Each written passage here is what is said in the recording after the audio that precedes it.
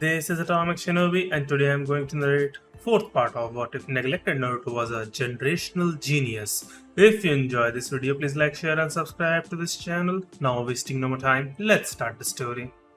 With his eyes fixed on the path ahead, Naruto pushed himself forward and ran along the tree branches. Beside him, Anko and Makoto leapt to his right and left, all of them focusing on the front and keeping their wits about them. At the moment, the three were scouting the area between Grass Country and Fire Country. Travelers and merchants attempting to reach Konoha and Iwa for trade had been troubled by a missing nin that they had heard had been sighted along this route. Since Wave was a significant trading hub for the elemental nations and the missing nin had resulted in numerous significant delays in trade, they came from Wave. Anko, Makoto, and Naruto were sent to look into it.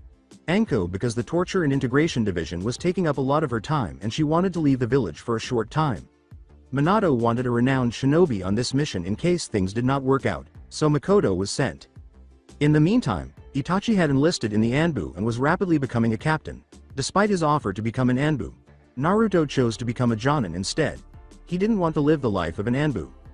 Anko was pushed to special Jonin because he didn't want to be abandoned. She still needed to improve her ninjutsu and stamina, which Makoto was assisting her with whenever she could, even though her summons and taijutsu were easily at the Jonin level.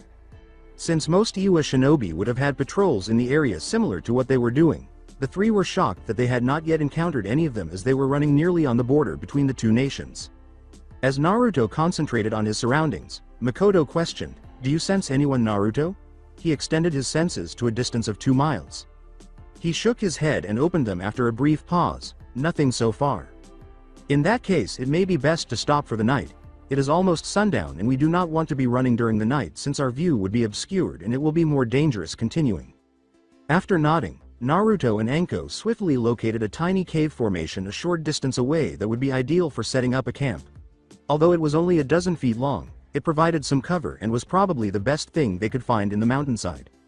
Recently, Makoto had been going on missions more frequently because it demonstrated the Uchiha's allegiance to Konoha. The Uchiha clan lost a great deal of respect and trust after the other clans, shinobi, and civilians learned about the near rebellion. Since then, Makoto had assumed leadership of the Uchiha clan and was preparing Itachi, the oldest child, to succeed him in the future. She was giving him the knowledge he needed to be an effective leader when he took over and to know when to be strict and when to be kind. Unfortunately, it appeared that Sasuke, Makoto's second son, needed it. After learning about his father, Sasuke had turned into a solitary, withdrawn boy who snubbed anyone who tried to make friends with him. Sasuke didn't want a weak sister, so Itachi and Makoto had to stop him from pushing Ria around a few times. Makoto's quick reprimands of her son only served to increase his brooding. Becoming the leader of the clan and defeating his older brother became his life's ambition. The only thing Itachi could do was give him a forehead flick and say he would wait. Sasuke's personality appeared to be more influenced by his father's traits and thought process, whereas Itachi and Ria had largely adopted Makoto's traits. However, the Hyuga clan was the only clan that prospered from the Uchiha clan being practically sliced in half. The Uchiha clan was once the most powerful, but now that their numbers have been cut in half, the Hyuga clan is both the largest and most powerful of the major clans. The Hyugas were clearly aware of that, as some of them became quite haughty and walked with a sense of superiority. Heishi Hyuga, the leader of the clan, swiftly put an end to that and disciplined anyone who dared to hold such a view. Even though the head of the Hyuga clan was often harsh and aloof, he refused to let his clan be denigrated because some of its members were trying to be better than the rest. "Naruto, you find us food whilst Anko and I will set up camp. You know what to do if anything goes wrong." Naruto gave a nod. Makoto nodded at him and watched him jump into the bushes. "Throw a kunai in the air with a flare seal strapped to it." "I got it," he said. Alongside Naruto, after searching the surrounding wooded areas, Naruto found a small river that was up to his knees and about 8 feet wide. Given that it was brimming with fish, he surmised that it must have joined one of the larger rivers and led to a lake. As he entered the river, he remarked, "I guess this will do. I was hoping to find a deer or maybe some rabbits." With his eyes closed, he felt the fish in the water as they silently and gently passed by. After a short period of waiting, his hand abruptly hit the water, and a moment later, it emerged with a fish in it. He threw the fish onto the riverbank while grinning, and he repeated the motion 5 more times until he had roughly 6 fish lying on the bank. He stood in the water for a short while, breathing in the fresh forest air while nodding and thinking to himself. In a strange way, he felt one with the forest and loved it when it was quiet, whether he did it alone or because of his Mokuton. I should return. Anko and Makoto will undoubtedly want their meal. He reasoned that since Anko's stomach seems to go on forever, the same could be said of him. Naruto exited the river by cracking his shoulders and stretching his arms. He then shook his legs, causing tiny water splashes to fall onto the grass and dirt. He picked up the 6 fish 3 at a time and started to walk, but before he could get far, he was startled to see a chakra signature appear behind him. The erratic feelings he was receiving from it made him frown when he sensed that it was panicked and possibly hurt. When a second, more powerful signature appeared a moment later, it was immediately obvious that the first one must have been escaping from the second. While the first signature was slightly higher than a Chunin but lower than a Jonin, the second was definitely at the Jonin level. He could sense the stronger of the two gaining ground quickly and thought, looks like they're about a mile away. Naruto swiftly created a shadow clone while biting his lip. Go back to Makoto, Sensei and Anko. Tell them what I have sensed. I will put a flare kunai in the air when I have arrived to where the two signatures are. While Naruto turned and made sure his blade was strapped to his side before pushing off as quickly as he could and heading towards the location, the clone nodded and took the 6 fish before running back to the camp. He could feel the two signatures getting closer and closer as he ran, and then the first one abruptly stopped, as if it were making a final stand. The second flared its power and drew nearer. Naruto dodged beneath a few branches and proceeded swiftly and stealthily through the trees, barely making contact with them due to his rapid pace. He pushed away from the trees and soon discovered that he was in a small clearing with the two signatures. As silently as possible, he poked his head through the bushes and saw who the two signatures were. He started by concentrating on the more powerful of the two. He had waist-length green hair with the top 2 bangs falling down on his cheeks on either side, dark fleshy lips, and blue eyes with a darker ripple around the pupil. He was a man in his late 20s or early 30s. He was dressed in a mantle with 3 red stripes and a gray hood. There was a light brown belt, light gray trousers, and a dark brown sleeveless vest with a purple interior that hung down to his knees beneath the mantle. His legs and chest were covered in a variety of protective bandages. Because Naruto had studied the bingo books, he was aware of his identity. This man was Raiga Kurasuki, a missing Kiri Nin, a former 7 Swordsman member, and a ranked shinobi who wielded the dual swords Kiba. Before Naruto turned to the other signature and nearly fell from the tree upon seeing who it was, he thought, a very deadly foe. Except for the fact that she was 4 years older, she looked almost exactly like the last time he saw her, even though it had been 4 years. She still had short black hair that ended just below her chin. Although she now wore a pale brown Chunin jacket, her uniform was otherwise identical. How likely is it that she will be present? Before he saw the swordsman lift the twin Kiba blades, he pondered. The double-edged blades of the two swords were straight and slender. Additionally, both blades feature an upward, curved bladed prong close to the tip of one side and another close to the base of the opposite side. Before he pushed himself off the tree branch and landed between the two, he thought, Makoto-sensei will probably yell at me for this. He drew Shisui out and was able to block the 2 Kiba blades that were aimed at him. Even though no one was looking, he blocked it and threw a kunai into the air, causing it to flare.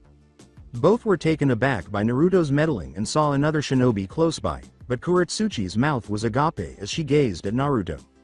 Why is he in this place? However, Raiga pushed himself a few meters away and turned to face the individual ahead. Kiroi Senka was his initial thought before realizing that the person in front of him was too young, had too short hair, and had too short eyes. Raiga took 2 steps forward, the Kiba blade clenched in his hands, and said, "Who are you, boy?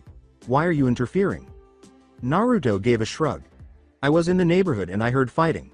I came to check it out, and you can imagine my surprise when I find a member of the 7 swordsmen fighting an injured Iwa Kunoichi. So why interfere? Last I checked, Konoha hated Iwa and vice versa.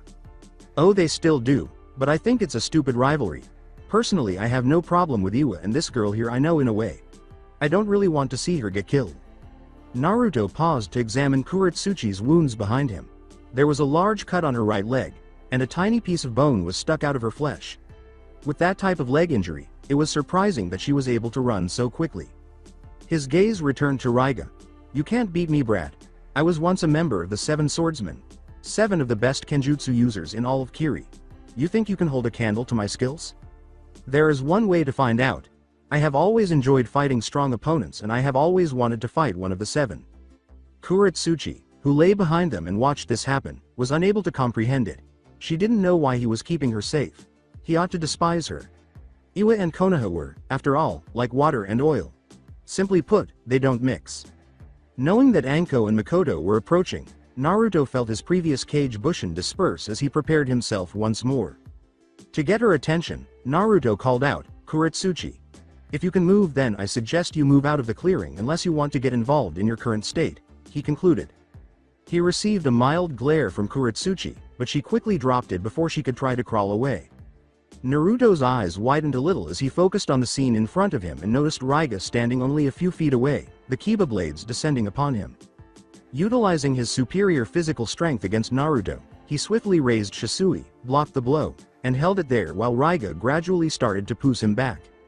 Naruto let go of the two blades and ducked a swing as he was pushed back, then he threw his fist at Raiga's side, cocking it. Raiga, however, anticipated it and leapt a few feet away, only to discover that the punch had left a crater in the ground. Now that he knew Naruto was not your average shinobi, he thought, "I have to watch this one carefully." Raiga exclaimed, "Raiden! Raikyu!" as he threw a ball of lightning that had formed in his hands in Naruto's direction. However, Naruto anticipated the outcome. Futon. Daitopa. A sudden gust of wind caused the lightning to dissipate and stopped the ball of lightning in its tracks. Pushing off the ground, Naruto went to kick Raiga hard in the stomach, but before he hit the ground, Raiga grabbed Naruto's foot and twisted it, causing his body to twist in midair. When he saw one of the Kiba blades approaching his head, a slightly dazed Naruto moved it to the side, barely avoiding the sword's top. With his left leg raised, he kicked Raiga away, causing the swordsman's feet to skid a few meters before coming to a stop. Raiga threw a Kiba towards Naruto's face, and although he managed to avoid it this time, he felt the tip of the blade slash against his cheek as some blood trickled down it. Naruto then got back up. Naruto repelled himself. Sweden. Mizu Dangan no Jutsu. Raiga followed suit in a flash. Sweden. Mizu Dangan no Jutsu. The jutsu swiftly cancelled each other out as the bullets from each side collided, neither of which was able to hit the opponent.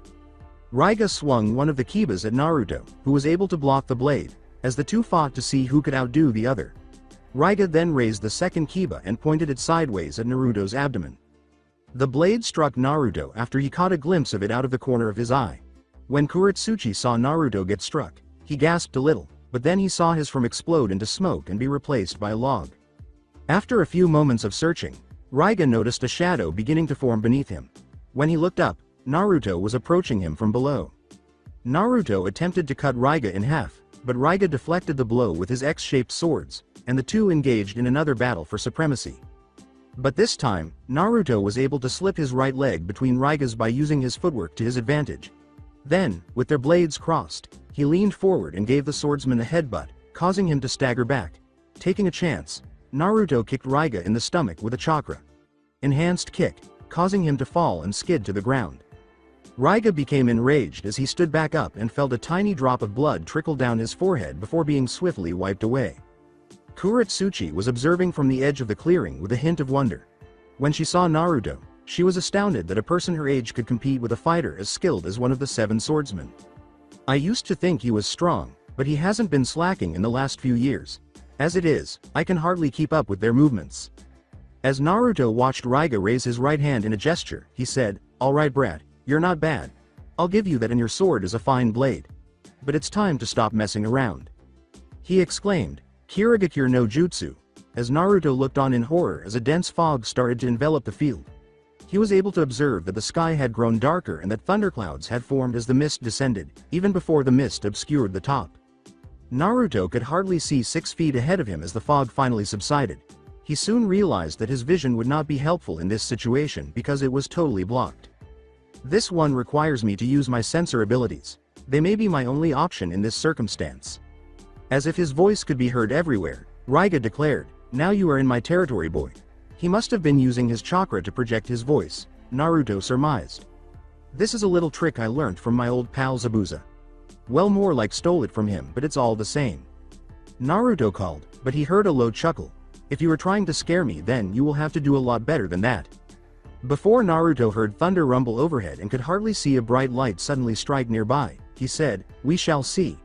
He threw a few shurikens in Raiga's direction after detecting that she was around 20 meters to his left. Before Raiga's voice could be heard again, he heard some clanging. Ikazuki no Kiba. As a lightning current that must have come from Raiga shot skyward and rippled along the skyline, Naruto could hardly see. After a moment, Naruto's eye grew wide, and he sprang to the side and rolled away in time to see a lightning bolt form and shoot downward, causing a tiny explosion. Before Naruto returned to sensing for Raiga, who was now 10 meters behind him, he thought, that was too close. He spun around in a moment and stopped Raiga's blow. Sanjiraku pound ha! Naruto cried out as he cut the air and launched an airstrike in the direction of Raiga.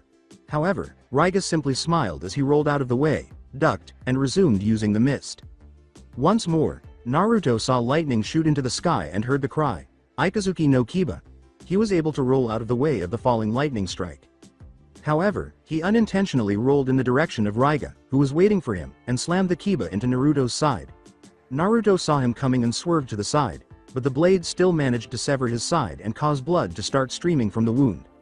Naruto leapt to his feet and gripped the wound.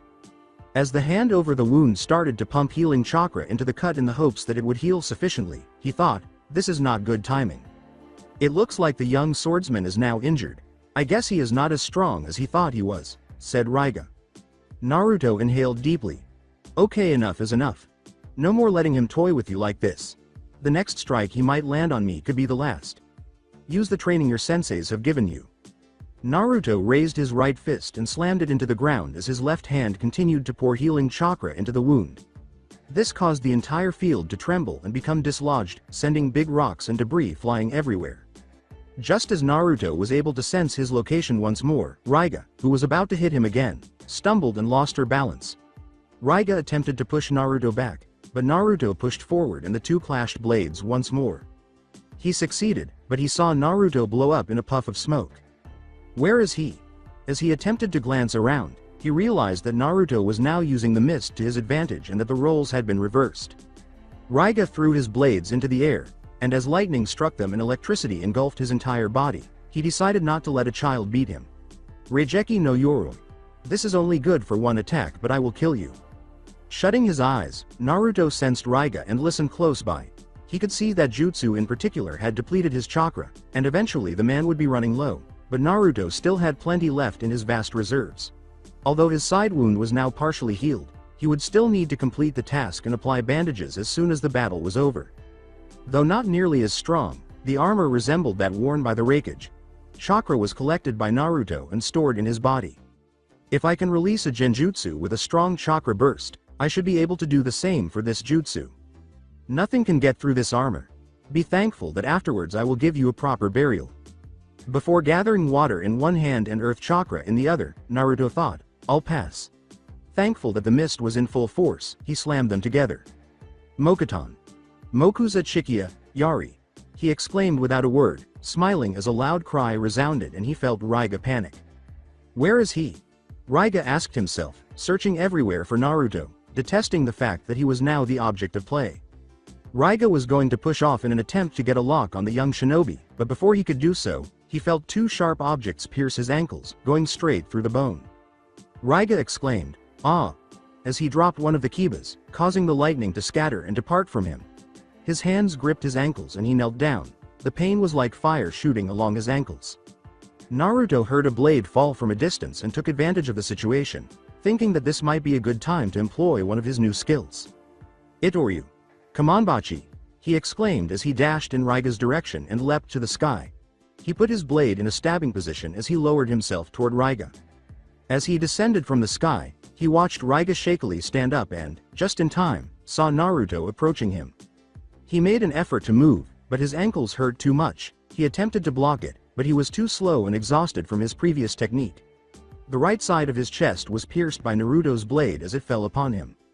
After impaling the former Kiri shinobi with his sword for a brief moment, Naruto pulled it out and replaced Shisui in its sheath.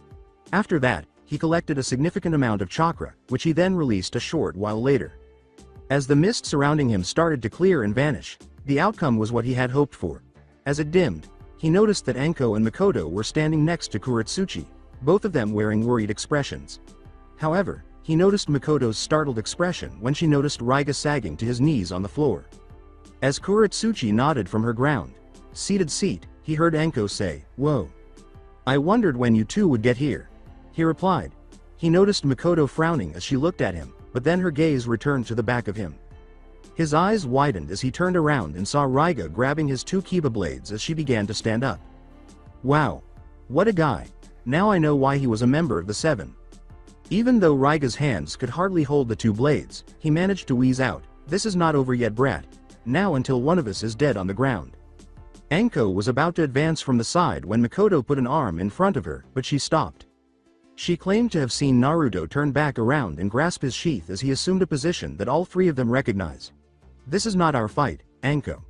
This is a battle between two swordsmen. If we intervene now, then we would only shame them both." As the two Kenjutsu practitioners gazed at each other, the entire field fell silent. Even though his ankles hurt, Raiga rushed forward as the Kibas were once more illuminated by lightning. Knowing that this might be his last moment, he chose to ignore the waves of pain that went through his ankles with each step. He lowered his blades. Raria, no Tatsumaki. Naruto put his hand on the handle of the Shisui and closed his eyes as he closed in. When Raiga approached, he snapped them open. Itoryu Ei. Shishi Sunsun. Raiga stopped in his tracks as Naruto vanished and then resurfaced behind him. Before he could turn his head to face Naruto, a tiny trickle of blood trickled down his chin. He then turned to face the blonde, who then turned to face Raiga. "Why? You are a fine swordsman. I may have started out your enemy, but no, I am glad that I could fall to the sword of one who will become a great swordsman in our world." As he made the last clink sound as his blade struck the sheath, Naruto nodded without saying anything. When it did, a long diagonal cut emerged, forcing Raiga to the ground and causing blood to spurt from her chest.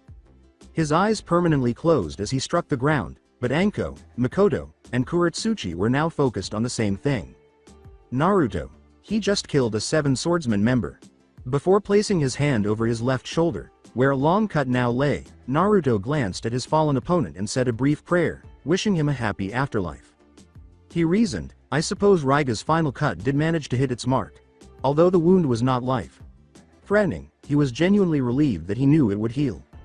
It would be a scar that would be a reminder of his fight against a formidable Kiri shinobi and a member of the Seven Swordsmen. Makoto, Anko, and Kuretsuchi, who was being grudgingly carried by Anko, approached him in silence. Although they were aware that he would need to have his wounds examined shortly, they allowed him to celebrate his win for the time being. That is, until he felt a blow to the back of his head. He turned to face his sensei, who was frowning at him, and asked, "Ow, what was that for? What were you thinking challenging an A-ranked shinobi and member of the Seven Swordsmen to a battle? You could have been killed." "But I wasn't. That count for something, doesn't it?" "Perhaps, but if it did not go that way, imagine what your family will think when we might have had to take your body back to Konoha. Think next time, Naruto. Is your life worth risking for somebody who is a shinobi from another village?" Naruto gave a shrug. "Probably not, but I did so anyway. It would have been wrong of me to have just stood there and let him kill her. I won't let that happen on my watch. Not even if they're from another village. Personally, I don't care about the silly rivalry between our two villages, and I did the right thing." Regardless of how you look at it, Makoto and Anko rolled their eyes, but they knew Naruto would have stepped in. Makoto turned to face Naruto, who had vanquished Raiga, and Anko asked, "So what exactly do we do with the body?" "I guess I will take it with me back to the Leaf." Raiga had a big bounty on him since he was an A-ranked missing nin and member of the Seven Swordsmen. It would be a nice income addition to have. As he approached to pick up the twin blades, he said, "Plus we now have the Kiba blades to deal with." However, a new presence materialized and landed in front of Naruto. Wearing the Kiri Anbu uniform, the figure was a Kiri Hunter nin. Naruto could tell he was at least a Jonin level because of his light blue hair that stood up straight. He had talismans dangling from his ears, and he could see that one of his eyes was different from the others behind his mask. As Makoto held her tanto in her right hand and Anko prepared to summon a snake, the two of them got ready. Before turning to face Raiga and shaking his head, the figure in front of Naruto glanced down at the 14-year-old. While Makoto and Anko took a step forward and Kuretsuchi watched as she held onto her leg, Naruto asked, "What is it you want?" as the Hunter nin etched a bit forward. "The Kiba blades. They're property of the village hidden in the mist, and I will be returning them as such. My future Mizukage Mei Terumi will need the assistance of those blades." Everyone stared at him, perplexed. "I thought the Mizukage was Yagura of the Three Tails?" "He won't be for long. Our Kiri rebellion will soon gain victory and Yagura's reign of terror will soon end. The Kiba blades will help in his end and the nickname Bloody Mist Village can finally be put to rest. Naruto turned his attention to the Kiba blades that stood squarely between the two of them. He watched as the rebel hunter Nin slowly reached for his pack of kunai. Naruto took a step back so as not to cause any trouble. This was interpreted by the hunter Nin as a sign that Naruto would not accept the blades. Before he sealed them in a storage scroll, he bent down and picked them up. However, Naruto stopped him by placing Shisui to his neck as he attempted to retrieve Raiga's body. I don't think so. I triumphed over Raiga and I will be collecting his bounty. This will not be tolerant. Listen buddy. If you have not noticed you are outnumbered 3-1. I could have fought over those two blades, but I didn't because I knew there could be problems between Konoha and Kiri if I did that. The last thing I want is to bring unnecessary battles or war to my home. But this is where I draw the line. I will be collecting the bounty from Raiga's head. Then, leaning closer, Naruto whispered in the Nin's ear. The hunter.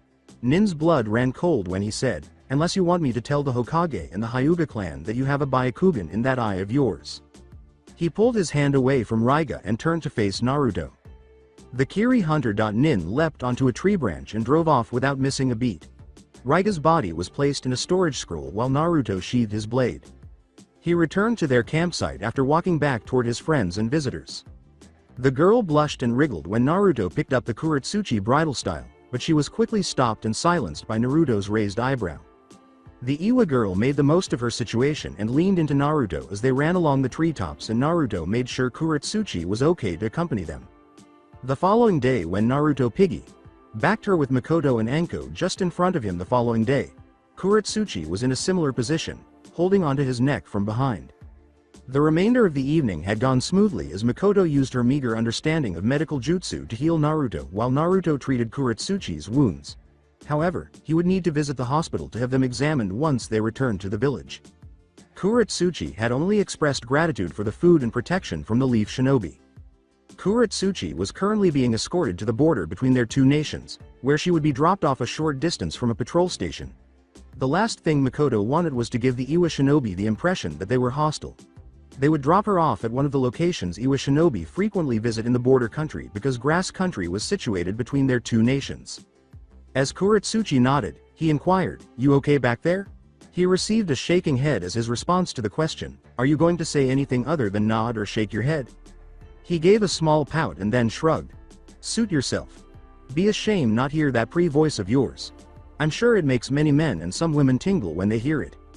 When he felt her flick his ear and saw her face heat up, Naruto grinned a little.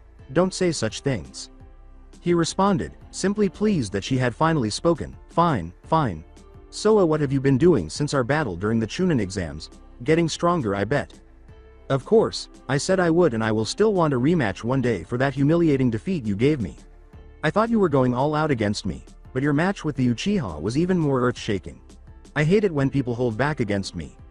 Hey, you can't blame me for not going all out. I had a genius Uchiha to go up against. I needed some tricks up my sleeve and I could not reveal them all in the match with you. Kuretsuchi sighed.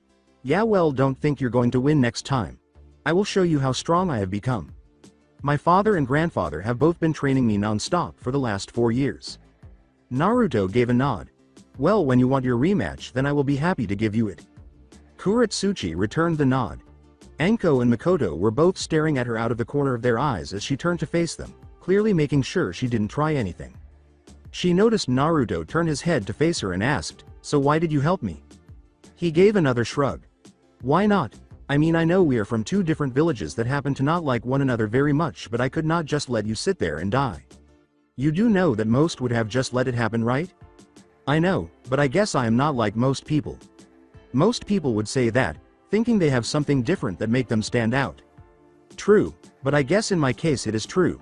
Kuretsuchi gave him a quick glance before nodding once more and leaning in to meet his violet eyes. There was no denying the beauty of his eyes. Given her knowledge of the Yondaime's blue eyes, she surmised that his mother was the source of his violet eyes. In addition to that, she would acknowledge his good looks. When she turned to face Makoto and Anko once more, she noticed that they had stopped observing them. She leaned over his shoulder more, making him look at her as she mustered some courage and hoped no one would discover what she was going to do. Kuretsuchi's lips touched his before he could respond or do anything. He could taste the cinnamon on her lips and felt their softness against his, but it was brief and didn't even last a second. He wanted to lean in and give her a kiss in return, but he refrained after nearly tripping and falling to the ground. She looked away after saying, "Tell no one." That was just a way of saying thank you, don't look into it. Naruto was too stunned to even reply, so he just nodded instead of saying anything. Then he ran along the treetops, turning back in front of him. Before they finally arrived at the location where they would drop Kuretsuchi off, the group remained silent for the remainder of the journey. She watched the three-leaf shinobi leave the area after being able to move slowly in the direction of the patrol station. She did, however, witness Naruto turn his head to face her, and the two simply exchanged glances before their faces heated up and turned slightly red before turning away. Both of them smiled slightly as they walked away, but Kuretsuchi shook her head. It was only a single kiss, so calm down, girl. Before heading to her destination, she thought, a kiss you initiated. In the meantime, Naruto had similar thoughts. It was only a single kiss. It meant nothing, didn't it? Konoha. After 3 days as the paperwork piled up on the table, Minato let out a sigh and reclined in his chair for a brief respite. He attempted to defeat it by using the Kage Bushin, but his wife disapproved of the idea, stating that he needed to man up and not cheat his way through it. He sobbed to himself, "She is so cruel to me." He then shook his head and sat up just as Makoto and Kushina entered the room, grinning and chatting contentedly. Minato inquired, "How is he?" in reference to Naruto. In response, Kushina said, "He's fine." Shizune said most of the injuries have already healed, but the bigger wounds like the one on his shoulder and side will scar over. After nodding, Minato leaned back once more and let out a whistle. Our son, who is 14 years old, managed to defeat one of the 7 swordsmen. Who would have thought it, even if Raiga was not one of the stronger members? Makoto sent Naruto to the hospital right away to have his wounds examined as soon as they got back, and he sent Enko along with him. Minato and Kushina were making out on the desk in the Hokage office when she got there. Since Makoto didn't believe the village needed an Uzumaki Namikaze baby number 5, she spoke up right away. Kushina ran so quickly to the hospital that most people only saw a red blur speeding past them after she finished telling Naruto what had happened on the mission. She checked her son over and smothered him in her chest when she got there, then gave him a lecture about fighting a member of the 7 swordsmen and how he might have been killed. On the inside, Minato could not have been more proud, but on the outside, he was the same. Jiraiya leapt through the window and threw a bingo book at Minato, who promptly caught it, as the three of them were speaking. "There a reason you threw this to me, sensei?" Jiraiya scowled. "Take a look on page 165 and see what your baka of a son has done." The tone made everyone scowl, but Minato opened up to page 165 right away, before they all went white and wide. Eyed upon seeing the new member of the bingo book, Makoto and Kushina glanced over to see what they were meant to be looking at. Name: Naruto Uzumaki Namikaze. Age: 14.15. Gender: male. Origin: Konohagakure Shinobi. Rank: Jonin Caliber. Rank: A. Known alias: Konoha no Tsubasa Akuma, Konoha's Blade Devil. Known clan affiliation: Uzumaki clan. Known element affinities: Futon, Doton, Sweden. Skill list: Taijutsu, 4 Ninjutsu, 4 Genjutsu, Na. Intelligence: 4 Strength, 3.5 Speed, 3.5 Stamina, 4.5. Hand seals: 3.5 Weapons: Katana made of black metal with a purple guard and black sheath. Physical description: stands 5'6" and weighs 155 pounds. Golden blonde hair and violet eyes. Tanned skin, and is known to wear traditional leaf shinobi attire. Special abilities: known to have chakra sensor-like abilities. Despite age, he has Kage-level chakra reserves. Known family: Minato Namikaze, Yandaime Hokage, Kiroi Senku, Kushina Uzumaki, Benihime. Other information: is known to have killed Raiga Kurosaki in a sword fight and is known to be able to use the Rasengan in battle. Bounty: 25 million Ryo, dead or alive, stationed by Iwa. 25 million Ryo, alive, stationed by Otto. As they read the bingo book, everyone just stared at it in fascination and with a single thing on their minds. Incredible. When Naruto awoke, his eyes darted to his room's window, where he could see the sky and the few clouds that hung there. After turning over, he briefly glanced at the ceiling before sensing a familiar sensation between his legs. When he noticed that his manly part was up and that his covers were forming a large tent, he looked down and moaned once more. Since he had last seen Kuretsuchi, an Iwa girl, things had been that way. Since then, he had been unable to stop thinking about her, which he attributed to that fleeting kiss she gave him. He could still taste the cinnamon on her lips and feel the softness of her lips whenever he thought of her. How did these feel about her? He thought, I don't understand them, because the mere thought of her and her pale eyes made his heart skip a beat and his stomach turn over. It sounded so foolish if he did, so he asked himself, could I have feelings for her? Only twice had he actually met her, and during that encounter, she attempted to kick his ass. He dared not discuss this with anyone.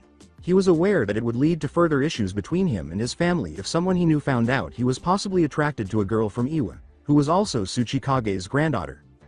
He feared what his parents would have thought, but his friends might have accepted it, particularly in light of Iwa's perception of his father.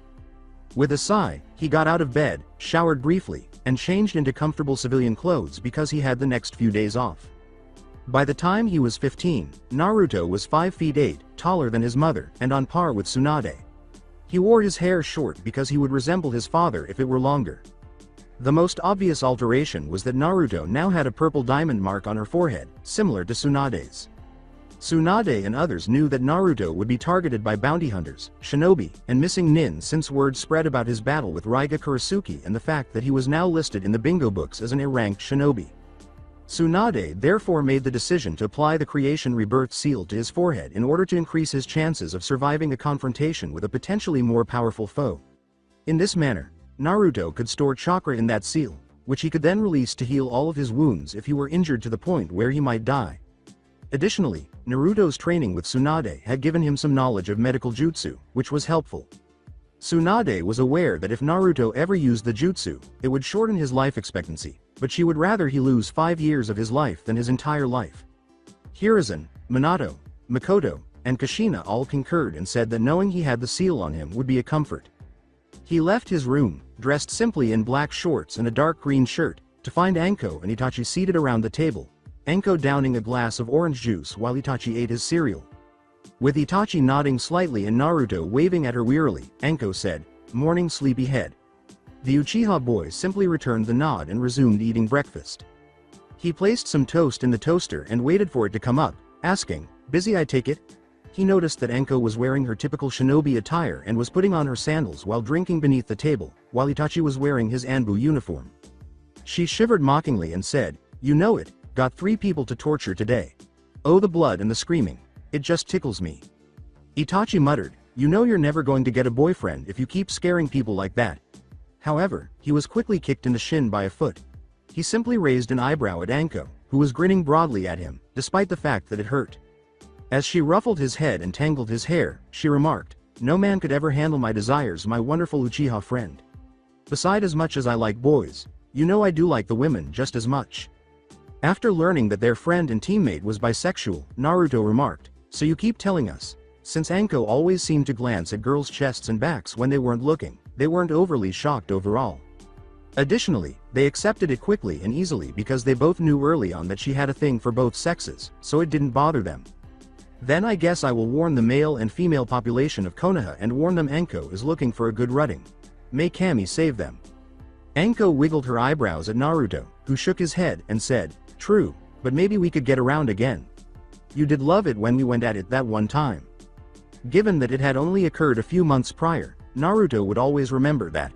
The subject of sex had somehow come up while Naruto and Anko were alone at home, and as a result, they said that since they were shinobi, they could die at any time while on any mission. Neither of them expressed a desire to die a virgin. Naruto and Anko lost their virginity to one another as a result of further conversation and the eventual addition of alcohol. Anko did things with her tongue that Naruto did not believe were even possible, so it wasn't bada. In fact, it was pretty amazing for their first time. Anko also admired Naruto's endurance and his ability to be rough when they needed him. After their passionate night, nothing much changed the following day, and they resumed their regular friendship. It didn't really bother them, and they were glad to have sex for the first time with a good friend and someone they both liked. They couldn't understand why people believed that having sex would make things too complicated. Nothing more, nothing less. They were friends before, and now they are friends who lost their virginity to one another. When Itachi emerged from his room, looking exhausted and glaring at them, they both felt sorry for him. However, neither of them realized he had even returned home and must have heard them fighting because Naruto had not placed silence seals around the room. As the two laughed, Itachi remarked, "I thought we agreed never to mention that again." Naruto then picked up his toast and headed for the door while putting on his sandals. Anko inquired, "Where you headed?" "Just to the messenger tower. I have not checked it in a week, so I thought I would do it now." She gave him the puppy dog look, causing him to roll his eyes before nodding. "Can you check mine, please?" she asked. She gave him a quick kiss of gratitude before returning to her breakfast. Naruto walked slowly out of the apartment building, greeting and waving to other shinobi and some of the civilians. He observed Asuma and Kurenai sitting next to each other and having a quiet conversation. They waved to him when they saw him, and he returned the greeting with joy.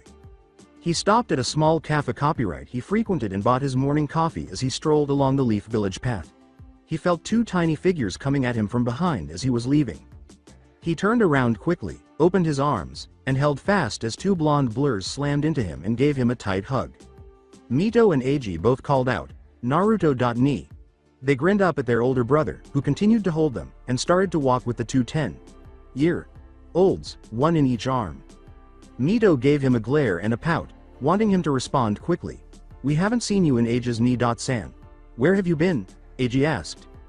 He rolled his eyes when Mito interrupted, saying, "You better answer Ni-san or I'm telling Ka-chan. If you must know, then I have been on a lot of mission over the last 2 months, so I have not been home much. But now I have a few days off, which if you want I am sure I can give up to spend the day with you two munchkins and Mina-chan. Besides, why are you two not at the Academy L at the moment? Last I checked, Thursday was a school day." Naruto nodded, and Eiji replied, "We had the rest of the week off because Iruka-sensei wasn't feeling well and Mizuki-sensei was pulled out on a mission." As Mito climbed up her brother and climbed on his shoulders, Eiji leapt out of his brother's arms and walked beside him, and both twins nodded excitedly. Mito nodded her head in response to his question, "You comfy up there?" And the three of them resumed their stroll. In their joyful conversation, they asked him about his recent cool missions and whether he could teach them some new jutsu. It seems that Iruka's excessive lecturing and rambling was making their class bored. Even though they occasionally trained with their parents, Kakashi and Jiraiya, it was merely light training and nothing particularly noteworthy in their eyes. When he showed them a few items, Naruto made it amusing by making it into a game. When they finally reached the top of the messenger tower, the twins immediately began petting and feeding the different birds that were housed there. As Naruto gathered his and Anko's messages, he grinned at them. After putting Anko's in his back pocket, he glanced at his own. There were only 2 pieces, and one of them belonged to a weapons dealer from Iron Country who enjoyed being informed about the newest chakra metal weapons created there. When he saw the second message, he instantly became serious because it featured the Fire Daimyo's royal emblem on the front. The fire emblem was easy to identify, and he knew it must have been a very important message if he was receiving it from Fire Country's royalty. He opened it and read it quickly. As he did, the twins turned to see Naruto's stunned expression and felt the urge to sit down. Naruto kept the parchment close so that no one else could read it, but both went over to try to see what it said. As their interest grew, the twins eventually climbed on his shoulder, but Naruto got up and knocked them to their butts. Eiji pouted and Mito whimpered, both of them detesting being kept in the dark. "Oni-chan, what does it say?" Naruto took a few more glances at it before turning to face the twins. "It is nothing to concern yourselves over. Do you know the way back home?" Despite nodding in agreement, they both appeared perplexed. He patted them both on the head and hurried off, saying, "Good, you should both go home. I need to go get some advice about something. I will see you both later." The twins both watched him leave. Mito nodded in agreement as Eiji remarked, "Oni-chan is so weird sometimes." Alongside Naruto, after sprinting as fast as he could across the rooftops, Naruto landed in front of the Uchiha clan compound and hurried forward. Before reaching the main manor house, he nodded or waved to the Uchiha members who knew him. As he got closer, he noticed Ria coloring a picture at her feet and Makoto reading on a porch. Makoto put her book down, looked up, and grinned as she saw her student approaching. "Hello Naruto-kun. This is a nice surprise. I was not expecting a visit today," she said with joy, but when she noticed his anxious yet serious expression, she turned to face him with concern. As Naruto sat down beside her and showed her the letter he was holding, she hurried Ria inside. When she saw the Fire Country emblem, her eyes widened a little, and she knew what it might be. Naruto sat quietly next to her while she looked through its contents. Makoto's opinion was highly valued by him because she was one of only 2 people he knew who could relate to this. Makoto looked up at him after a minute, looking astonished and incredibly proud. As Naruto nodded in his mind, she questioned, "They want you to join the Guardian Shinobi 12? Naruto, this is such a huge honor. Oh, I am so proud of you." Before they parted ways, Makoto leaned forward and gave him a congrats hug, which Naruto promptly returned. "What should I do? I mean, should I take it? I don't see why you shouldn't, to be honest, Naruto. It's such an honor to be asked to join, and very few people ever get asked. They only ask those that the royal family recognize as the best or will one day become the best. The fact that you have been asked means that they recognize you as someone who has and will go on to do great things." Naruto replied, glancing down at the letter, "I guess. Plus it says they just want me there for 3 years, possibly longer if I choose to stay on longer. I would be back by time I'm 18. Makoto questioned her pupil, "Then what has you doubting it?" After a moment of silence, Naruto responded, "My life is here in Konoha. My family, my friends, my colleagues. Not seeing them for 3 years kind of scares me a little. I know it sounds silly, but I would be on my own if I go. When I am in trouble or need help, then I have people here to fall back on. You, Itachi, Anko, Gigi, Tsunade-sensei, Shizune, Chanaka-san and 2-san. Makoto understood and nodded. Naruto was always accompanied by a team or acquaintances when he left the village for a mission. Now, he would be traveling alone if he went. Makoto was aware that despite Naruto's strength, he always detested being by himself. As he turned back to face her, she said, "The best advice I can give you on this, Naruto, is to not use your head for this. If you use your head, you will overthink it and start weighing the pros and cons. Tell me, Naruto, what does your heart tell you to do? Do you want to stay in Konoha, or do you want to go and join the Guardian Shinobi 12 for 3 years? Know now that whatever you decide, you have my full support as both your aunt and your teacher." Makoto leaned back and simply watched her student as he considered it, while Naruto nodded and sat there for a while. She believed that she wanted him to leave because she knew it would benefit him. She knew it would work wonders for Naruto, and it helped her get to where she is now as a shinobi. It would begin his journey to become a shinobi who, like so few before him, would shake the foundation of their world. She wanted to be his sensei because she believed he had potential. In order for her to claim that he was her pupil and that she assisted him in becoming the outstanding individual she had predicted he would grow into. As Makoto waited for his response, the awkward silence between them lasted until 10 minutes passed. Naruto then turned to face her and smiled slightly as she sat forward. "Yeah, I think I want to join the Guardian 12. Makoto was beaming with joy, and it was clear from her eyes that she was proud. "Then you have your answer, and I think you have made the right one. This is an offer that will only come to you once in your lifetime.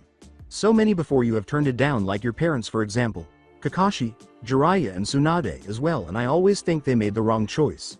Leaving the village and joining the Guardians 12 for 3 years when I was 17 was one of the best decisions I made because it helped me grow as both a person and as a shinobi. I know it will work for you as well." As his teacher, aunt, patted his head, Naruto leaned over and rested his head on her shoulder. "Thank you, Makoto. Sensei. You're welcome, Naruto. That's what I'm here for."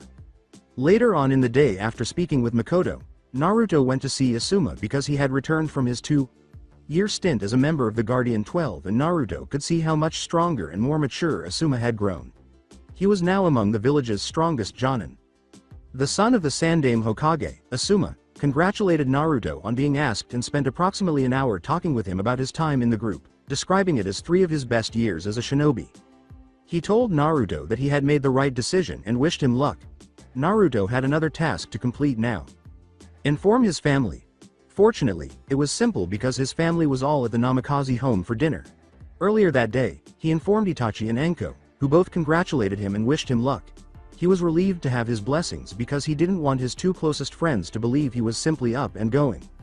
His family was gathered around the table, and he was seated next to Shizune. His mother was flanked by Tsunade on her left and Eiji and Mina on her right. He sat at the very end of the table, with Jiraiya, Shizune, and Mito seated to his left, and his father at the head. On the other side of the table was Hiruzen. Kakashi was also invited, but they didn't start with him because he was 2 hours late. While Kushina was talking to Tsunade and Shizune, Minato was chatting with Jiraiya about unimportant topics. During their conversation, Hiruzen shared with Eiji and Mina some old tales from his days as a genin. Naruto nodded, and Mito said, "Oni-chan, are you okay? You are being really quiet." "I'm fine, Mito-chan. I just have a bit on my mind, that's all." She said, "Is it about that letter you got today?" A bit too loudly, as everyone at the table could hear, and turned to face Naruto. Leaning forward slightly, Kushina asked, "Letter? What letter is she talking about, Naruto?" With a slightly worried and inquisitive expression. Naruto noticed that everyone was staring at him. With a small sigh, he got to his feet. Reaching into his pocket, he extracted the letter. Everyone appeared a little taken aback when they saw the royal family fire emblem, and they were already considering possible outcomes. Leaning over, he gave it to his dad. After taking it, Minato read it to himself for a while before turning to face Naruto in astonishment. "They want me to join the Guardian Shinobi 12, and I have decided that I want to go." As they took in the information, nobody spoke. When he heard his mother's voice first, he wasn't shocked. Her voice was high as she said, "No, no, absolutely not. You are not leaving the village for 3 years to be some pompous man's bodyguard." Shizune gave him the same hug Makoto had given him earlier, saying, "Naruto, this is a great honor. Well done. It is quite an honor to be asked to join the Guardian 12, Naruto. I know Asuma speaks very highly of the group and that it helped him grow as a person and as a shinobi. Yeah, I ran in by Asuma-san and Makoto-sensei earlier to get their opinion on this since they are former members of the 12. With an unimpressed expression, Kushina asked, "You told Makoto before you told me? Before you told you family?" "Of course I did. She is a former member of the 12 and she is my sensei. Who better to ask for advice on this?" Naruto's eyes narrowed at the man as Jiraiya spoke up, drawing attention to himself. "I don't think that would be wise. Since the perverted Sannin demonstrated that he didn't really care about Naruto, as if he did, he had little regard for him and treated him with a great deal of disdain. Minato and Kushina have many enemies and Naruto being out of the village for 3 years would be bad idea. We don't need any unneeded attention from a 15-year-old trying to make a name for himself." As Naruto and a few others scowled at his use of language, Jiraiya stated, "Your family should come first in this and not your own selfish desires, Naruto. What the fuck is wrong with him?" Looking at the Toad Sannin, Naruto thought, he should be happy that I am out of his hair or not even really care.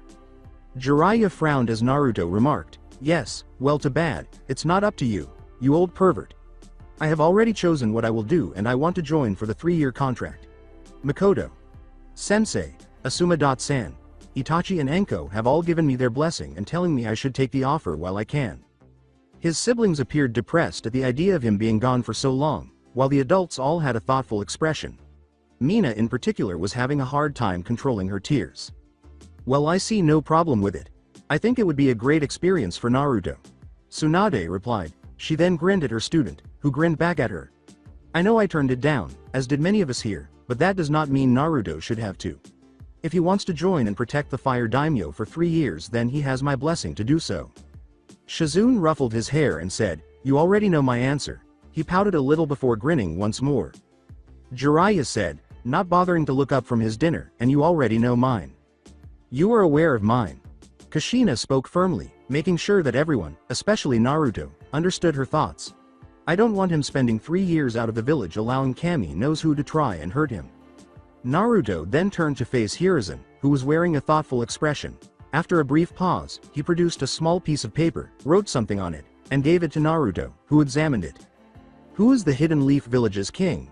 He wondered whether Naruto would give the right answer or fall for the same one that he had asked Asuma before he left for the Guardian 12, a question that Asuma had failed to answer. As everyone else looked curiously at what was being messaged between the two, Naruto reviewed it, wrote down his own response, and handed it back to Hiruzen, who reviewed it as well. The Leaf Village's children and the shinobi of the future. Upon recognizing the right response, Hiruzen grinned and gave Naruto a nod, saying, "You have my blessing to go, Naruto." Naruto said, "Thank you, Gigi." He was relieved that Hiruzen didn't mind him leaving. Everyone turned to watch Minato, who was sitting in his seat, as they waited for his response. They then turned to face the only person who had not yet responded. As the Hokage, he should have been accustomed to the scrutiny and the pressure, but he couldn't help but feel a little uneasy because the main focus of the discussion was his son. He was aware that the drawback would be that there would have been hundreds, if not thousands, of renegade shinobi or mercenaries who would have wanted the head of the daimyo, and that Naruto might be singled out by his or Kushina's enemies in addition to dying defending the Fire Daimyo. Having a daimyo on your side could only be a huge boost for any shinobi, but the benefit would be that Naruto would get to see more of the world, train with some of Fire Country's strongest people, and be viewed favorably by the Fire Daimyo. He glanced at the letter once more and then up at his oldest. "What time would you depart? It doesn't specify a date, but it wants a response right away," he said. "I don't think the Fire Daimyo is one to wait." He had met the Fire Daimyo and knew that, although he was sometimes impatient, he was generally a good man who was deserving of protection. "In 2 days, I'll be thinking. I've already replied that I would like to join. They'll most likely be anticipating my arrival by the end of next week." Minato sighed and nodded, then scratched his head before responding. "I assume you've already made up your mind, don't you?" Naruto nodded, confirming the statement as he asked. He gave his son a little smile and was pleased when Naruto gave him one in return. "If it's what you want, then I will not stand in the way." However, judging by the expression on his wife's face, she was probably still not pleased with it and would be berating him later that evening. Before he sighed and got up, Naruto heard tiny footsteps coming up the stairs and saw that the chair where his baby sister Mina had been sitting was now empty as everyone slowly started to talk and discuss again. Since everyone had realized that Mina had sneaked off at some point and assumed Naruto was going to go speak with her, he said, "If you could excuse me for a moment."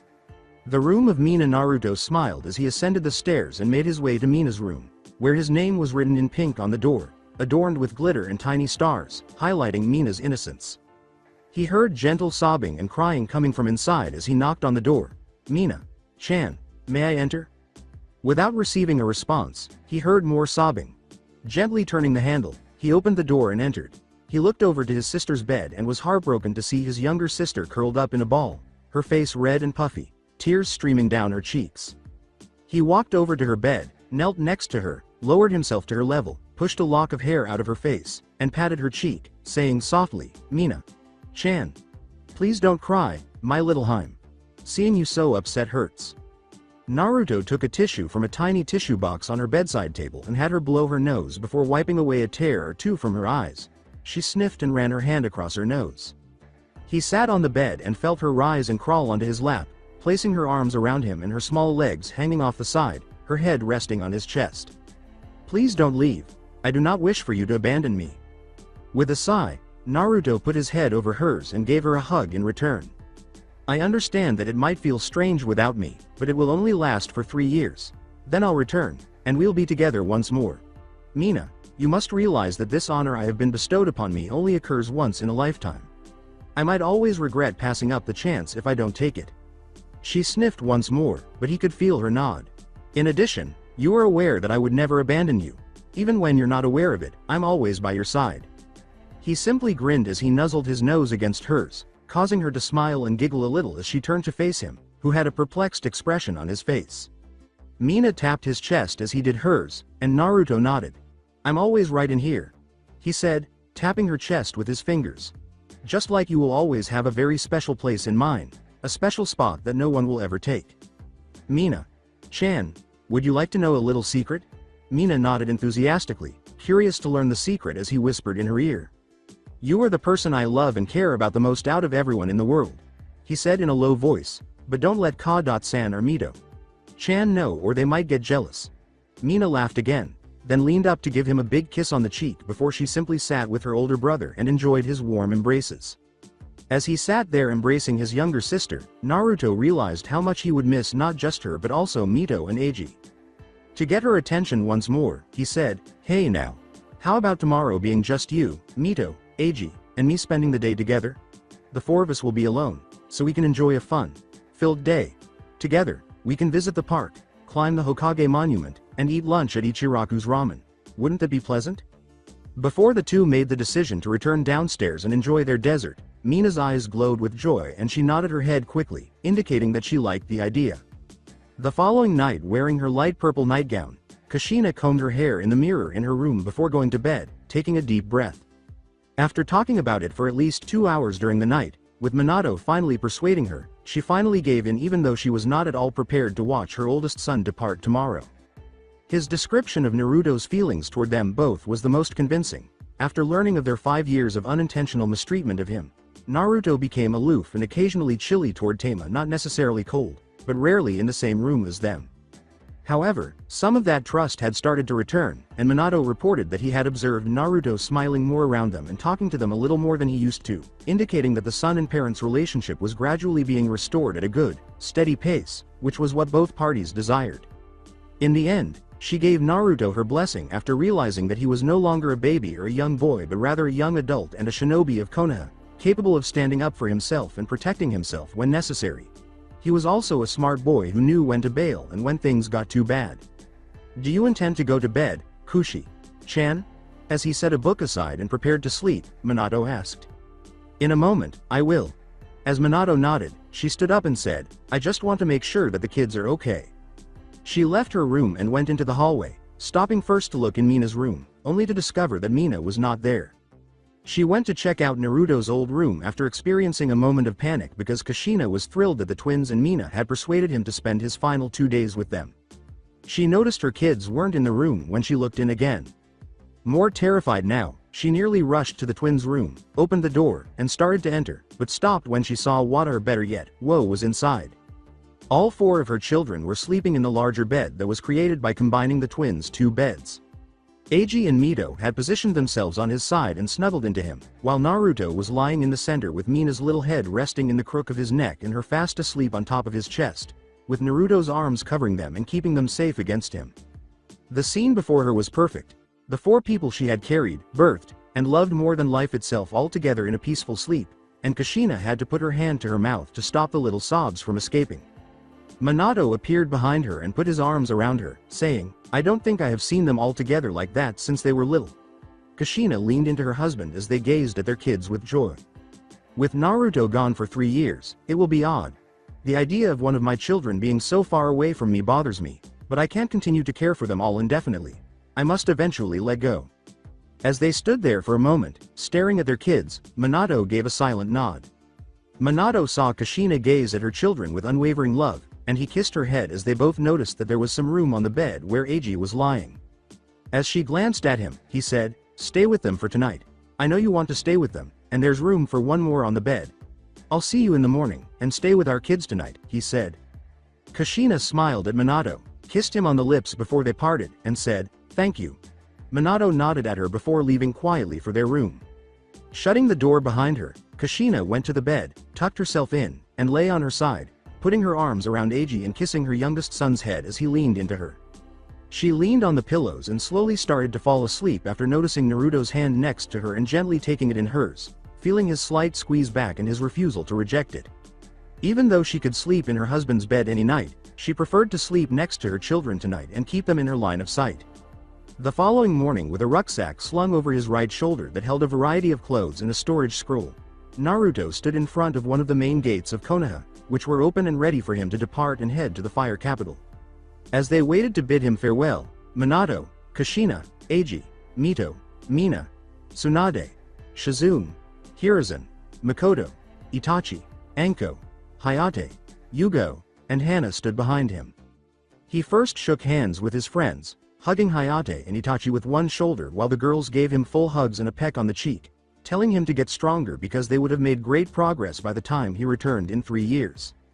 Shizune, Makoto, Tsunade, and Hiruzen came next, and Naruto embraced each of them as Hiruzen gave him some parting words and taught him some elemental-type jutsu to learn. He also said that he would be looking forward to a future spar with his surrogate grandson when he returned, which Naruto was more than happy to accept. As she kissed his forehead and reminded him to be careful and not to become overconfident, Shizune shed a few tears and gave him some healing cream and ointment that should last him a year, possibly longer depending on how much he needed. Makoto thanked whoever was listening for allowing her to be a part of this amazing young man's life, wiping away a stray tear as she hugged her student and kissed his forehead. To everyone's surprise, Tsunade followed suit, kissing him on the head and giving him the Shodem Hokage's necklace.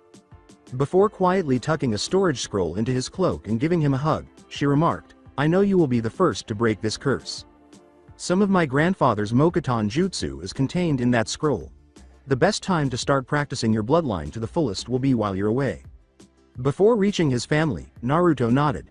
His father was the first to bring him in for an embrace, which Naruto accepted as the two of them stood there for a moment before splitting up. Minato reached into his pocket and handed Naruto one of his 3-pronged kunai. Minato said, "Just in case," when Naruto looked at him as though he was about to say no after a brief pause. He nodded and tucked the kunai into his cloak. He put his hand on his younger brother's head and knelt down to Eiji, who gave a little sniffle. "I need you to take care of our sisters while I'm away for the time being," he said. "Are you able to manage it?" Eiji gave him a quick nod and a confident look as he wrapped his pinky around his brother's and made a pinky pledge to keep their sisters safe. The two brothers briefly shared an embrace before splitting up. Mito, who was crying, came next, and Naruto hurried to embrace her while she was crying a little. Naruto gave her a melancholy smile and planted a kiss on the top of her head as she sobbed, "I'm going to miss you. I will also miss you. However, it won't last forever. When I return, I want to see how much my younger sister's shinobi skills have advanced." Mito nodded and gave him another brief embrace before Naruto turned to face his youngest sister, who was crying and had the hiccups. "Remember to practice every day and don't get lazy or sloppy," he said. "Mina. Haim, my little one. Don't cry." As she embraced him tightly around the neck, he felt her nod her head and prod his chest, and he whispered to her, "Remember what I told you." Naruto nodded at her as she tapped her chest and said, "In there and in here." "You're correct." Mina gave him a long, sloppy kiss on the cheek, and he kissed her on the head, saying, "As long as you remember that I will always be with you." He said to his three siblings, "I will write to the three of you when I can and I want you to tell me how everything at home is okay." They all nodded, and Naruto gathered them up for a sibling hug while they cuddled up to him.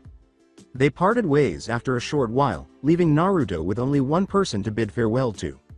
He walked over and stood right in front of Kushina, who was trying to be strong and not cry, but it was not going so well based on the way her lip was quivering. She spread her arms as though she wanted to embrace him, and she secretly hoped he would agree. Naruto stood there for a moment, then grinned, hugged his mother, and put his arms around her because he was now taller than his mother. Kushina put her arms around him too and started talking to him softly. "As a mother, I must tell you these things even though I know you are an adult now. Remember not to stay up too late and to get plenty of rest. Remember to eat all 3 meals and not to overdo the ramen like we Uzumaki tend to do. Make some new friends while you are at the capital and never get over your head in dangerous situations. Don't overtrain and pay attention to your senpai." Kushina was crying by this point. "But most importantly, be happy and know that I love you so much. I don't want you coming home in crutches or worse. You are my first child, and I realize how unique you are now, even though I know I haven't been a very good mother to you and have made some terrible mistakes.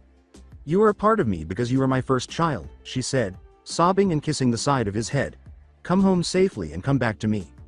Those who were close to her and heard what she had to say grinned while wiping away a few tears. Meanwhile, Naruto listened to his mother's words, and the pain he had endured during those 5 years of neglect and loneliness started to properly heal inside of him. He gave his mother a tighter hug, a cheek kiss, and 4 words he hadn't said in a long time. "I love you. Ka-chan." After hearing those words, Kushina gasped and her body trembled. She gave him a tighter hug and stroked the back of his head as Naruto leaned into his mother and finally felt the warmth of her, just like he had as a child.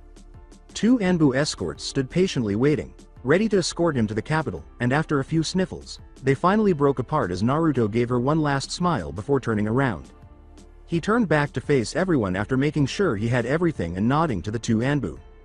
"In 3 years, I'll see you all." Before Naruto and the 2 Anbu leapt into the trees and departed, he said, and everyone waved back at him and said their final goodbyes. They would have seen Naruto turn his head one last time to gaze at them, letting his tears fall from his eyes, knowing that he would not see these amazing people again for 3 years. Minato comforted his wife as the large group turned around and started to walk back to their homes. Naruto's feet skidded across the floor before he was able to stop. A trickle of blood trickled down his chin and was wiped away by his arm before more spilled onto the floor. He eyed his sparring opponent from the opposite side of the field and remarked, "I knew this was going to be a good spar. It's not often I can let loose like this and really push myself." An intriguing looking man who resembled a monk was his opponent. He had dark eyes, thick eyebrows, and was bald.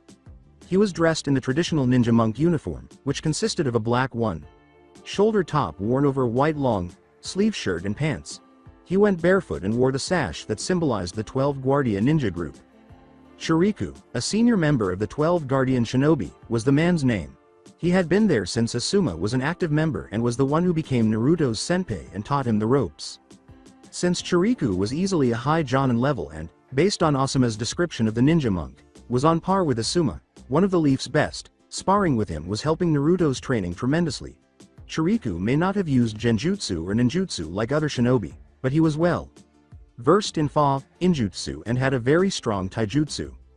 Chiriku, who had several cuts from Naruto's blade and bruises all over his face and arms, praised Naruto, saying, "Pretty good Naruto. I really have to keep on my toes otherwise I don't think I am going to last much longer." Well, I have a good sparring partner. I am just glad I can have a good match with my senpai.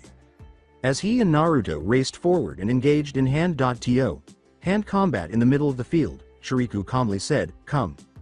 The two fought frantically and quickly for 10 minutes, causing anyone watching to only see blurs. The pressure of the pure taijutsu battle was starting to cause the ground they sparred on to crack. The two reconnected in the middle of nowhere and each struck the other's face, causing both to feel the force of the other's fist. As Chiriku assumed a new stance and a Buddha idol materialized behind him, he said, "Get ready, Naruto." Raiga. Senjusatsu. As numerous golden aura-like arms surrounded Chiriku and started to sail through the air at a very high speed in his direction, Naruto maintained his composure. He had witnessed his technique several times before, and each time he avoided being struck, he was hit. He now knew why Chiriku's greatest taijutsu technique was so terrifying after Asuma had told him about it. It excelled at both defense and offense. Before he started avoiding the numerous arms aimed at him, Naruto prepared himself. He dodged the attacks in every way he could, including jumping, skidding, ducking, and rolling. One strike barely missed his face, and another sailed within an inch of his shoulder. Though he knew Chiriku would never teach him the technique, he thought, "I wonder if there is any way to recreate this technique. It is definitely something worth having when things go bad." Only monks at the fire temple were instructed in the technique. If you were strong enough, you could learn it if you were a monk. You didn't learn it otherwise. Chiriku was a member of the Guardian Shinobi 12 primarily because he was considered the strongest shinobi monk in Fire Nation. As the group's unofficial leader and teacher, he was admired by many. He was a formidable force to be reckoned with, and many people hesitated before facing him, even though there were only a few other guardians and not the original 12 as most believed. He was doing well at first, but Naruto fell to the ground after taking a hard blow to the shoulder. The other arms crashed into him as he was doing so, creating a cloud of dust. "Not bad, senpai, though you will have to do better than that." As his leg swept Naruto from beneath him and sent him to the ground, Chiriku said with an unusual smile, "You will have to try better, young comrade." Then he reached out and pointed at Naruto's chest. Before the blow could hit him, Naruto was able to seize his wrist, raise his legs to encircle his arm and shoulder, and bring Chiriku down with his arm locked in an arm bar. Chiriku attempted to wriggle out of it, but Naruto's arm would not move and his grip was firm. Before he realized he was beaten, he started to feel pressure and pain engulfing his arm. When Naruto saw him tapping his hand on the ground, he released him. With a joyful smile, Naruto got to his feet and extended his hand to Chiriku, who gladly accepted it. "I believe that is now 14 victories to me and 12 for you." Before the two started walking back to the compound where they had stayed before going to the temple, Chiriku responded, "For now, but experience has its rewards." Naruto and Chiriku spent time practicing their skills and sparring while the other guardians kept watch over the fire daimyo. They used a rotor to determine who would guard the daimyo at particular times and when everyone was required to be present. They were only needed for meetings with clients and other significant individuals who weren't from Fire Nation. When the two got back to their room and changed, a messenger showed up at their compound and informed them that the fire daimyo wanted to talk to them both, so they were to go straight to the throne room. Both rushed to change and appear presentable to the fire daimyo after providing their responses. Naruto sat down at a desk in his room and started writing a letter to Mito because he finished with 10 minutes remaining. He has been messaging Mina and everyone else once a month since he joined, telling them how he was, how much he missed them, and that he hoped to see them soon. Mito made sure her big brother knew that she was envious of all the cool things he was doing. In response, Mito would write to let him know how the twins were doing in the academy, how the family was doing, and what had been happening in the Leaf Village. It was always the same response, so he laughed. They wanted to go to sleep because it was boring, and it seems that the Nara boy was doing just that. He was pleased to learn that Itachi had been appointed an Anbu captain and Anko had been promoted to full-time Jonin when he received updates on his two closest friends. That was not surprising, as Itachi was rapidly rising to become one of the village's strongest and best shinobi ever. Additionally, Mina would respond to his parents' remarks, particularly his mother's. Kushina prayed every night for him to return home safely and wanted him to know how much she missed him. His father simply expressed his pride in him and his anticipation for the day he would return home. By the end of the week, he would likely receive a response, so he finished his letter, attached the sealed note to the back of a messenger hawk, and let the hawk fly to Konoha. He left his room and headed to the throne room while wearing his Guardian 12 sash around his waist. He was dressed in a basic gray shirt, black shinobi pants, and sandals. The throne room. Naruto entered the throne room to find the 7 other companions waiting for the fire daimyo to arrive in a line, all of them silent. As of right now, they had failed to fill the remaining 4 positions on the Guardian Force. He was aware that they sent a lot to Konoha, but the people there nearly always refused. As Makoto and Asuma had informed him, it was a once-in a lifetime opportunity, but Naruto could not understand why anyone would seize such a chance. The epitome of grandeur and elegance was the throne room. It had marble floors and white walls, and numerous tapestries that were so exquisitely crafted that they seemed to be alive were hung throughout the space. A golden red throne with 4 steps leading up to it stood at the end of the room, flanked by 4 white pillars, 2 to each side. There was a huge fire kanji symbol behind that. He waited patiently for the daimyo after nodding to his fellow members, who all nodded back. 5 minutes later, the enormous doors to their left opened, and the fire daimyo entered with several guards surrounding him. He took his seat, with his guards standing at the side of the stairs, so they didn't have to wait long. He was thin, with beady black eyes and a gaunt-looking face. Although he was much lighter than Naruto and his family, he was fairly tall and had slightly tanned skin. He wore his traditional royal attire and headpiece, and his cheekbones were bony. The man was not as conceited and haughty as Naruto had previously thought or as his mother had characterized him, even though Naruto thought he was a very erratic and indecisive man who was easily influenced. Since the daimyo was well aware of parentage and wanted him to serve as one of his guards for a while, he had taken a shine to Naruto, who was actually a pretty nice guy. The daimyo used a tiny fan he always carried to slowly fan himself while the room fell silent. While his wife was presumably chasing after her demon cat, Tora, his family was most likely elsewhere in the palace. Every shinobi in Konoha shuddered at that dumb cat. As the guardians all bowed, the daimyo said, "Afternoon everyone and thank you for coming." "Hi daimyo." "Sama," they all uttered simultaneously before getting back up to hear the daimyo's announcement. "In 1 week the Earth Daimyo of Earth Country will be making his way to my palace for a meeting of a possible alliance between Fire Country and Earth Country. It is to help set up some trade routes and to see if we can calm the tension between our respective shinobi villages." Before the daimyo continued, all of the guardians gave a nod. "The Earth Daimyo will be coming with a guard of Iwa shinobi that I have been told will be led by the Tsuchikage's son Kitsuchi. I also hear his granddaughter will be coming as well. Now since I know the relationship between Iwa and Konoha, I expect all of you to be on your best behavior, and anything less than that will not be tolerated. You are here to protect me from those that wish to harm my family and myself." They all nodded once more, but Naruto's stomach grew a little queasy and anxious upon learning that Kuretsuchi would be returning. He believed he would never see her again, and if he did, it would be during combat. He was still trying to figure them out, but his feelings for her had grown stronger than they had for any other girl he had considered. Though he kind of doubted it, he wondered in the back of his mind if she felt anything for him after their brief kiss. "My full family will be here to welcome the Earth Daimyo into our home, and our meeting will occur during the next 3 days. I will want 4 of you to watch myself during these meetings whilst the other 4 of you will watch over my family. Is that clear?" He scanned the faces of his guardians. They said, "Hi daimyo." "Sama," once more, and the daimyo nodded. "Good, very good. Their shinobi will be housed in the quarters around the Earth Daimyo, so be warned not to start or try anything with them and do not cause any unnecessary trouble." With a collective nod, the guardians started to leave. The other fire daimyo departed, but Naruto remained behind. "Naruto, a moment please," the fire daimyo called. Only Naruto and the fire daimyo, accompanied by his samurai, like guards, were left when the doors closed. "Tell me Naruto, will the Iwa shinobi be causing a problem for you given the distrust your parents have for them as well as the hatred Iwa shinobis are noted of having for your father?" Naruto shook his head in surprise at the daimyo's question. "No daimyo. Sama, it will not cause a problem. I have personally had no problem with Iwa shinobi, so as long as they do not start any trouble with me, then nothing will happen between them and me." "Very well, I was going to possibly send you home for the week if there was a problem, but since you have assured me there will not be one, then I will expect you to be on your best behavior when they arrive next week." "Yes daimyo." "Sama, you have my word nothing will happen during the Earth Daimyo's stay here." After nodding, the daimyo waved his hand and gave Naruto the all clear to depart. As the daimyo stood up and departed through the doors he had entered with his samurai. Like guards, Naruto did the same and made his way to the throne room doors. While Naruto had a few hours off before his watch began, he sensed 2 of his fellow guardians guarding the daimyo from the rooftops as they went about their duties. Taking a book from his desk that read Fa, Injutsu level 7, Naruto entered his room and lay down on the bed. He opened up and started reading before he let out an inward sigh at the prospect of the next week. In his mind, next week is going to be one long weeka, before he started reading.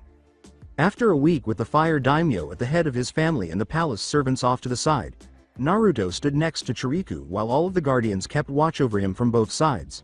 They watched as a convoy headed their way, with a big carriage in the middle and Iwa shinobi protecting them. Naruto whispered, "Here they come," while the others nodded. Sora said, "Let's hope this visit stay peaceful." 4 days ago, Sora, a monk from the Fire Temple, came to join the Guardians. Despite being somewhat younger than Naruto, he was a very strong teacher at the temples and employed a variety of wind jutsu techniques.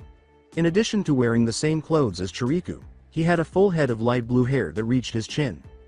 Naruto looked at the Iwa shinobi and immediately recognized the Tsuchikage's son because he was significantly wider and a good head taller than the other shinobi. He appeared composed and determined, as though he could remove someone's head at any time. Naruto didn't realize that Kuretsuchi was standing behind Kitsuchi until they were closer. His cheeks flushed a bit because he thought she was prettier than when he had last seen her. She also had slightly longer hair, though not significantly, and Naruto could not help but notice that her breasts were a little bigger. The carriage came to a stop as the convoy arrived, and the Earth Daimyo emerged. His face was further accentuated by creases that ran from his eyes. He was an older man with a very noticeable mustache and beard, both of which were gray, and dark marks beneath his eyes. He was dressed in the daimyo's uniform. The Fire Daimyo shook the elder daimyo's hand and said, "Welcome my friend. I hope your journey here was without problems." As the Iwa shinobi stood proudly behind him, he said, "It was fine. A few bandits thought they would try their hand at killing me, but my guards made short work of them." The Fire Daimyo nodded to the Iwa shinobi and said, "Then I thank your fine shinobi for getting you here safely. They have my thanks." Kitsuchi nodded in agreement. As his family introduced themselves and trailed behind, the Fire Daimyo led the Earth Daimyo into the palace, saying, "Come, you must be tired from the journey. I think some tea in the garden is in order." While one of the servants led the others to their accommodations, Kitsuchi followed along with another Iwa shinobi. As the other guardians went about their own tasks, Chiriku and Sora followed suit. When Naruto turned to leave, he noticed that Kuretsuchi was staring at him. It was the looks she used to give him, the ones where she narrowed her eyes in their struggle or seemed to be trying to study him. This was more out of curiosity, as though she was arguing with herself about something. He noticed a faint flush come over her cheeks as their eyes locked, but she shook her head and turned to leave. Naruto's adolescent impulses took over as she left, and he couldn't help but watch her walk away while swaying her hips slightly. He thought to himself, "Kami, that's just cruel," and then he similarly shook his head and turned away. He intended to sleep as much as he could until tonight, when he was on night duty to protect the Fire Daimyo. In addition, it was consistently the most dull shift. In addition, he found it strange to keep watch over someone while they were asleep. The following day Naruto slammed his hands together and exclaimed, "Moku Bushin no Jutsu." Wood unexpectedly started to grow out of his shoulder and take on a human-like shape next to him. The wood clone was finished after a few seconds, and Naruto carefully examined it. Before nodding and grinning, he walked around it to make sure all the features were correct. "Alright, that's pretty good. No flaws in this one. I think I am finally getting this jutsu down. What do you think, Kiera?" The massive figure of Naruto's white tiger is recognizable from the side. Kiera was longer than a horse and a head taller than him. She was no longer the little cub he could hold in his hand. She smiled toothily at him, her big teeth gleaming, her green eyes still captivating as before. "It's about time. You spent long enough on the jutsu." As Kiera yawned and lay on her side, he muttered, "Well, Mokuton is not exactly an easy element to master. It is probably why only one person has done it before. Wake me up when something interesting happens." Naruto muttered, "Lazy feline," and then examined one of the scrolls that Tsunade had given him. Before focusing on the Mokuton Mokujoheki, he placed a small checkmark next to the Mokuton Bushin. After learning the hand seals by heart, he sealed the scroll onto his arm and said, "Okay, let's try this one out." He drove the Mokuton Bushin away. He was about to slam his hands together after letting his shoulders drop when his eyes darted to the side and he leapt out of the way. When he landed a few meters away, he noticed that a big blob of lava had formed where he had been standing. After rolling his eyes, he looked to the side and noticed a well-known Iwa kunoichi perched on a tree branch. As Kuretsuchi smiled and leapt over to him, he asked, "Was that necessary?" "Well, I had to make sure you had not been slacking." As Kuretsuchi grinned, Naruto crossed his arms and asked, So am I up to par? For now maybe, but it's still early. Besides, we have a score to settle. Remember I said we would have some kind of rematch the next time we see one another. The Fire Daimyo already warned me not to start any trouble. The Earth Daimyo told us the same thing, but we are not causing any trouble, we are just sparring with one another. No kill shots though. Before jumping away, Kuretsuchi said, "Fine, no kill shots." She didn't even notice the enormous white tigress that sat up and gave them a strange look before grinning toothily. She assumed that this was the girl Naruto had previously told her about and on whom he had fallen in love. Naruto saw that she had significantly improved after the two sparred for a large portion of the afternoon. He assumed she was closer to being a Jonin even though she was Chunin. He ranked her similarly to Anko, albeit perhaps a bit more powerful because of her Yoden. He had to run and dodge a lot to keep from melting because her Yoden jutsu had also grown. Meanwhile, Kuretsuchi's breathing was a little labored. She could hardly keep up with Naruto, who had once again become stronger than before. She was furious that there was still such a big distance between them, but she was determined to eventually catch up to him. She refused to let herself be defeated so readily. The Iwakunoichi saw that Naruto's legs were a bit too wide for her comfort as she ducked one of his blows. Naruto saw what Kuretsuchi had planned, and she smiled. She tried to push him to the ground by tying her legs around his. Naruto was able to push her back by using his superior physical strength and his weight to support him. But the two stumbled, and Naruto landed on top of Kuretsuchi, who fell to the ground and landed on her back. The two shinobi's faces abruptly became inches apart as a result of the fall, and their noses even slightly scraped against each other. Both Kuretsuchi and Naruto were flushed, and they both found themselves abruptly leaning in close to one another. However, they both stopped and leaned back from each other before they could kiss because they finally realized what was going to happen. After dismounting from Kuretsuchi, Naruto sat on the ground next to her and said, "OURM. I'm sorry, that was my fault." Then, unwilling to let him see her blush any longer, Kuretsuchi sat up and turned away. Kuretsuchi tried to get her blush to go away and said, "It's fine. It was a sparring match, so something like that happens from time to time." After nodding, Naruto only now realized that evening was approaching and the sun had started to set. Since they began sparring at 4 in the afternoon, their match must have lasted a long time. Naruto shook his head, and Kuretsuchi abruptly asked, "Do you have guard duty?" "I have already done my shift today. I'm not guarding again until tomorrow morning." As she rose from the ground and began to leave, she said, "Oh, I see. I suppose I might see you then because the daimyos have another meeting in the morning. URM. Good night." However, Naruto's hand caught her wrist, preventing her from moving far. Although his grip was firm, it was also gentle. The softness of his hands surprised her. As his mind started to digest what he had just said, he blurted out, "Have dinner with me." Gosh, did I ask that? Since she wasn't expecting him to ask her that, Kuretsuchi appeared just as surprised as he was. She was starting to flush again. Join him for dinner? However, this is quite abrupt. What am I supposed to say? She started mentally weighing the advantages and disadvantages, as well as what her father and grandfather would think if they found out that she had dated the son of the man Iwa despises the most. She followed her heart rather than her head, even though she wasn't sure if it was the right decision. She noticed Naruto giving her a beseeching glance before he grinned slightly upon seeing her nod. "Okay. Yeah, I could get some food right now." That night, sitting next to each other, Kuretsuchi ate her shrimp ramen while Naruto savored his miso ramen. As they engaged in light conversation, they both ate their meals with great anticipation. "So how did you parents take you joining the Guardian 12? From how the Benihime is described in Iwa, she sounds like she is very protective of those close to her and wants them kept in her sight." "Yeah, that does sound like Ka-chan, but then again mothers are like that," Naruto replied. She was against it at first, but eventually she accepted it. She just realized I was not a baby anymore and that I could look after myself. "It sounds nice." Naruto gave a nod. "What about your mom?" Kuretsuchi gave a shrug. "I don't know much about my mom. From what my 2.san tells me, she was a shinobi of Kiri that my 2.san had a fling with. They were together for a while and they had me about a year later of getting together. But then the bloodline purges happened and my 2.san took me to Iwa since I had the Yoden bloodline." She nodded, and he said, "So you got it from your mom then? Or?" "She is still alive from what I am told, but my 2.san said that the welfare of Kiri had to come first and that she had to help put it right. Apparently she was young as well when she had me. Barely 18 years old while my 2.san was 23. Naruto put a piece of pork in his mouth and asked, "Did he ever tell you her name?" Only her first name. My mother's name is Mei. Mei, huh? That's a pretty name. Do you think you will ever meet her? One day, hopefully, as long as the rebellion wins and takes over from the Mizukage. I always wondered what it would be like to have a Ka-san. I love my 2-san and even my grumpy old Gigi, but there are some things that only a daughter can really go to her Ka-san with. I just hope I get the chance to meet her one day.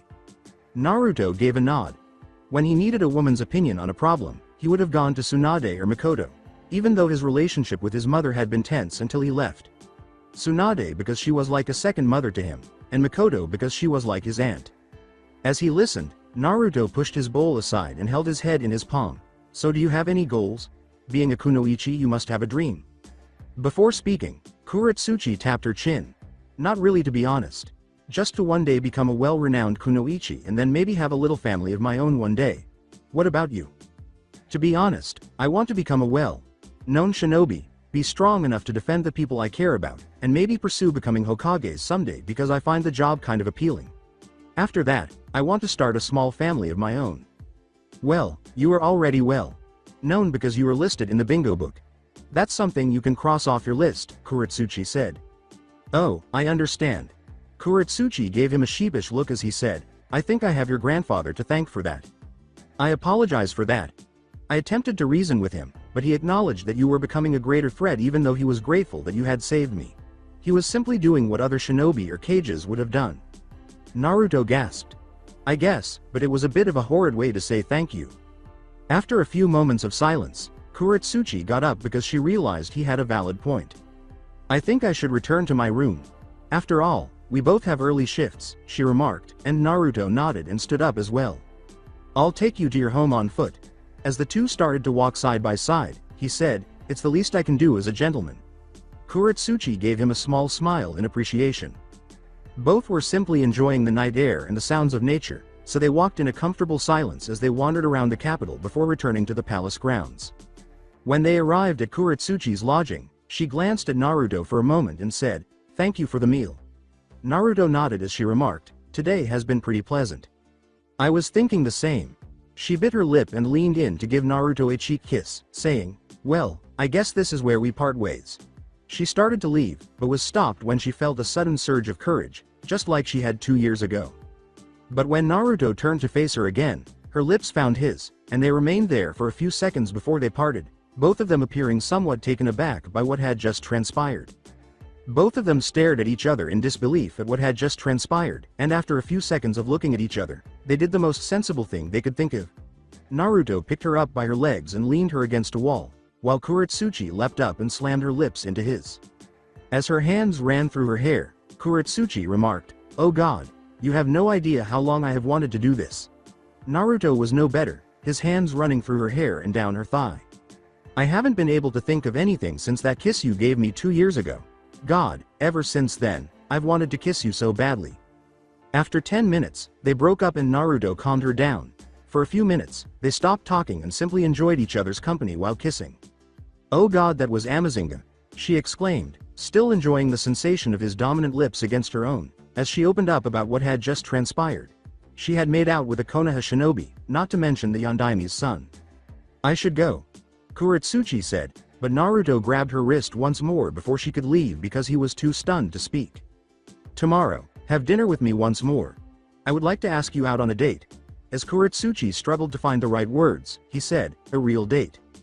In a sense, the harm had already been done, and Kuretsuchi wanted to feel his lips once more. She was honest with her family, but maybe there were some things she could keep private. Before heading to her room, she gave him another quick kiss and said, okay. After a few days as he stood next to the Guardian Shinobi 12, Naruto observed the Earth Daimyo shake hands with the Fire Daimyo, then board his carriage and start walking back to Earth Country with his shinobi from the sides of the carriage. Just like when they first arrived at the palace more than a week ago, Naruto's eyes met Kuretsuchi's as they started to leave, and she smiled slightly when she saw Kuretsuchi wink at him and give him a quick kiss when no one else was around. He returned the wink and then mouthed the words, see you soon. Before turning away and concentrating on the task at hand, she mouthed back, look forward to it. Naruto, do you have something to share with us? Naruto shook his head in response to Chiriku's question. He covered a tiny hickey on his collarbone and said, no senpai, absolutely nothing. As her father noticed that she was wearing a light pink scarf around her neck, which he had never seen before, Kuretsuchi did the same thing, feeling no need to explain the origin of the hickeys because she and Naruto had made out every evening when they could. "Kuretsuchi, do you have something to tell me?" Kitsuchi inquired, but his daughter shook her head and grinned. "No san, nothing at all, after 2 years." A lone figure in the shadows walked steadily, and the sound of footsteps reverberated throughout the deserted forest. His eyes were visible through the darkness, but his body was obscured. Before his violet eyes focused on a building in front of him, they darted around. It appeared to be an ancient shrine and was hardly standing. One of the red pillars had been broken off in the center, and the rest had fallen to the ground, leaving the front half raised. The remainder of the structure had cracks and was covered in moss. However, the most remarkable aspect was the abundance of Uzumaki symbols that adorned it. He questioned how his mother had never heard of this shrine, but he surmised that she must have assumed it had vanished after Uzu was destroyed, if she was aware of it at all, given that it was several miles from the Leaf Village. He entered the main hall after slowly ascending the dilapidated steps of the ancient shrine, pausing to gaze at the enormous wall before him. 3 Uzumaki spirals in a triangle shape were positioned at the top of the wall. 3 rows of masks, each with 9 masks that resembled the Shinigami hanging there, were placed beneath the symbols. A pit of black fire with wildly flickering flames lay beneath them. How long had that fire been burning, he wondered. He then closed his eyes and felt for any remaining chakra in the masks. Before his eyes opened and his violet pupils focused on the Shinigami mask on the 2nd row and 6th mask across from left to right, his eyes flickered from under his eyelids. The black fire prevented the figure from picking up, so he unwrapped a sword strapped to his back and used it to knock the wall off before expertly balancing the mask on the tip of his sword. After he had his sword back in his hands, he examined the mask. It did have a slightly frightful appearance, and I questioned whether that was the true appearance of the Shinigami.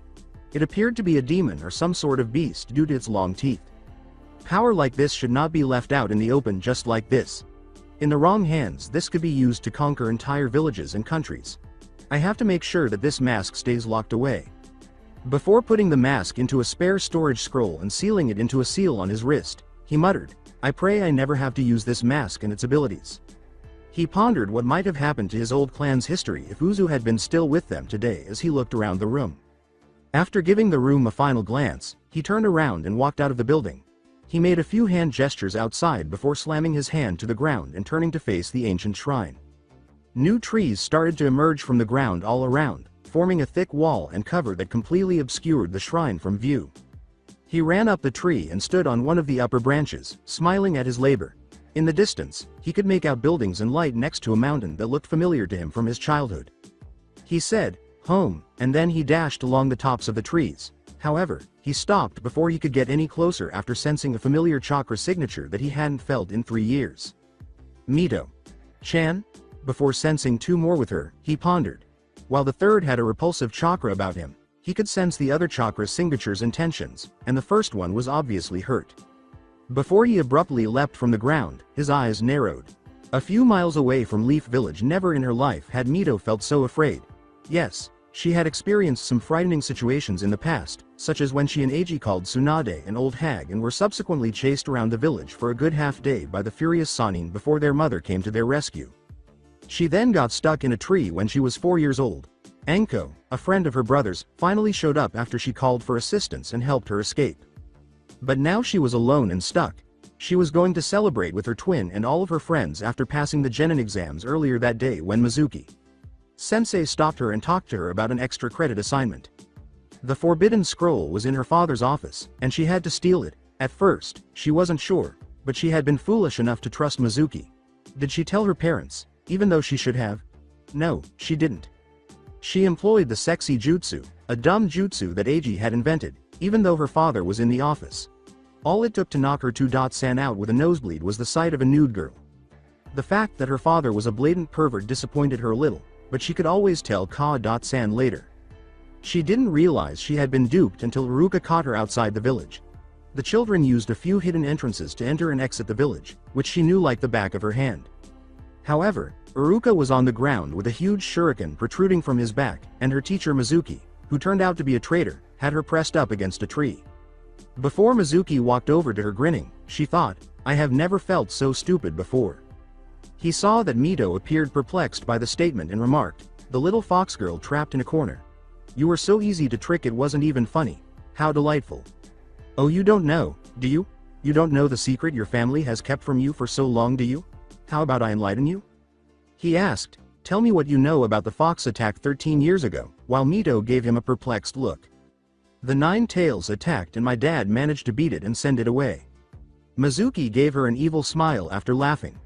Mito felt a feeling of dread as he said, No, little girl. Your dad did not defeat it like everyone thinks he did. Did you know the only way to stop a tailed beast is to seal it away? Seal it away into a person?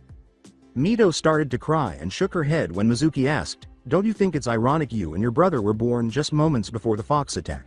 Where do you think you got your whisker marks from? Mito sank to the ground and held her knees in front of her face while Mizuki exclaimed, You are the 9-tailed fox girl, with easy laughter. Iruka muttered, Mito, but his weapon lodged in his back prevented him from saying much. Mizuki grabbed a short sword off his back and ran toward Mito, who was too stunned to move, saying, And now I will do the world a favor and take you out of it. Mito's body trembled because she believed that this was her last moment and that she would never be able to undo the mistake she had made.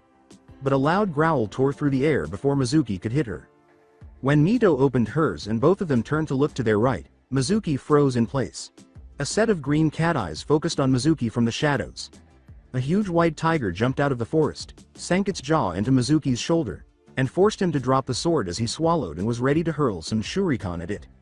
Mizuki cried out, Ah! As the tiger's teeth dug even further into his shoulder. The tiger was huge and loomed over Mizuki, so Mito appeared terrified. You could be killed by that animal in a matter of seconds. Then, as Mizuki was kicking and screaming to try to escape, the tiger started pulling her into the forest's shadows. His screams persisted until there was a sickening crunch and silence fell. Even Iruka appeared terrified and hoped the tiger wouldn't return to get them. When Mito heard footsteps approaching them, she quickly closed her eyes and turned to face the location where Mizuki had been dragged away. As she sensed the footsteps approaching her, she whimpered, No, go away. Chan, 2.san. Save me please. A moment later, she felt a hand resting lightly on her head. Open your eyes, Mito. Chan. When Mito recognized the voice, her eyes popped open. Her long hair was being gently stroked by the hand on top of her head. Before getting a clear view of her savior, she initially believed it to be her father. He had the same shade of blonde hair, but it was much too short and lacked bangs to frame his face. Like her mother, he had violet eyes. He was dressed in a short, sleeved Jonin shinobi uniform. Like her father, he wore a dark red jacket with black flames flickering at the bottom, and he had a small red scarf around his neck. He smiled at her as she whispered, Who are you? My little sister has forgotten me after 3 years. You wound me, Mito, Chan. Gazing at the young man before her, Mito put her hand to his cheek and gasped. Oni. Chan? She inquired, observing Naruto nod. Her eyes started to well up with tears, and she embraced him and put her legs around him more quickly than she had ever done before. Her head was buried in the bend of his neck. Naruto got up and tended to his younger sister, who was crying from the frightening experience she had gone through as well as from seeing her older brother again. Holding her close to him, he kissed the top of her head. Naruto swiftly performed a cage bushin after turning to face Iruka, who was now unconscious. As the clone nodded, lifted Iruka, and avoided shining the whole way back to the village, he said, Take him to the hospital. After Iruka left, Naruto concentrated on giving Mito a gentle back rub and reassuring her with hushed words. At her brother's words, Mito smiled slightly. It's okay, Mito. Chan. I'm back now and I won't let anything happen to you, he said. She cried, I've missed you so much. Naruto and Mito simply stood there for a short while, appreciating their reunion after a long absence. She slowly moved away from him as Naruto grinned broadly as he gazed down at her. Mito blushed slightly as he remarked, My little sister has grown into such a gorgeous young lady now. I am going to have to scare the boys away with my blade now. She muttered, Baka, Oni. Chan, which made him laugh, and then she saw the enormous tiger from before emerge from the forest. She tensed up instantly, but Naruto calmed her by placing a hand on her shoulder. He said, It's okay, Mito. Chan. Kiera is with me. She is my summon. Mito. Chan gave a stupid nod as Kiera approached. Naruto said, Thank you for getting rid of him for us, Kiera, and then he faced Mito. I would like you to meet my little sister Mito.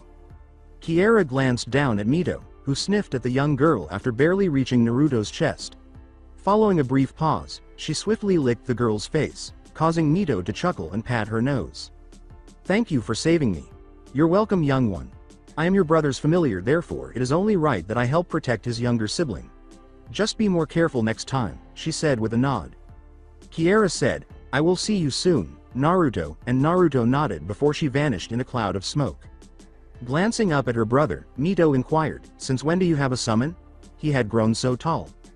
He said, "I have had a summons for a long time now. I just never told anyone," and Mito nodded before lowering her head and appearing to be about to cry once more. Worried, "What's wrong, Mito-chan?" he asked. She questioned, "Oni Chana, am I the Kyuubi?" before her nose twitched in response to Naruto's flick. "Ow, what was that for?" Before his voice became gentle and soft, he said, "For asking a stupid question." As Mito nodded sorrowfully and then yelled as Naruto picked her up in bridal style, he said, "This is something you need to talk to Ka-chan and 2-san about. You are not the nine-tailed fox, but you are connected to it in a way. They will explain it to you." Although he was shocked that they hadn't told her yet, he assumed they had been delaying it. He strapped the forbidden scroll to his back and said, "Now let's head home and you can explain why you were out here." As Naruto walked back to the Leaf Village, Mito listened to his younger sister and nodded, explaining what had happened. Household of Namikaze Minato whimpered, "Ow, Kushina, stop," as Kushina slapped him all over while wearing an angry expression. "How could you be so stupid that you get taken out by that stupid jutsu our son created? I should have known I married a pervert." Eiji and Kakashi watched from the sofa as Minato was slapped by his wife. "She took me by surprise, that's all," Minato said. Eiji wore a white shirt with mesh armor underneath it and blue bottoms, just like his father did when he was his age. His family nicknamed him Mini Minato, because he resembled Minato so much. "You are telling me that the Hokage got taken by surprise by a 12 nearly 13-year-old with a perverted jutsu? I think you are losing your touch." In an attempt to console his wife, he said, "We will find her. I have my Anbu already looking all over the village and outside the village for her. They will find her, I promise." Kushina muttered, "But what if he is out there, Minato? What if he gets to Mito?" As the absence of her oldest daughter was what frightened her. Hell, she was still unaware of her burden. He would not dare. Not with so many powerful shinobi in the village. We would find him in an instant otherwise. It didn't improve Kushina's mood about the circumstances. When Kami returned, was she going to reprimand that girl? She would be grounded for the rest of her life regardless of what caused her to steal the forbidden scroll in the manner that she did. Eiji hugged his mother around the waist and said, "Don't worry, Ka-chan. Nay. Chan will be fine. She is my twin after all, and if anything happened to her then I would know about it." He approached her just below the shoulder. With a sigh, Kushina gave her youngest son a hug before grinning a little.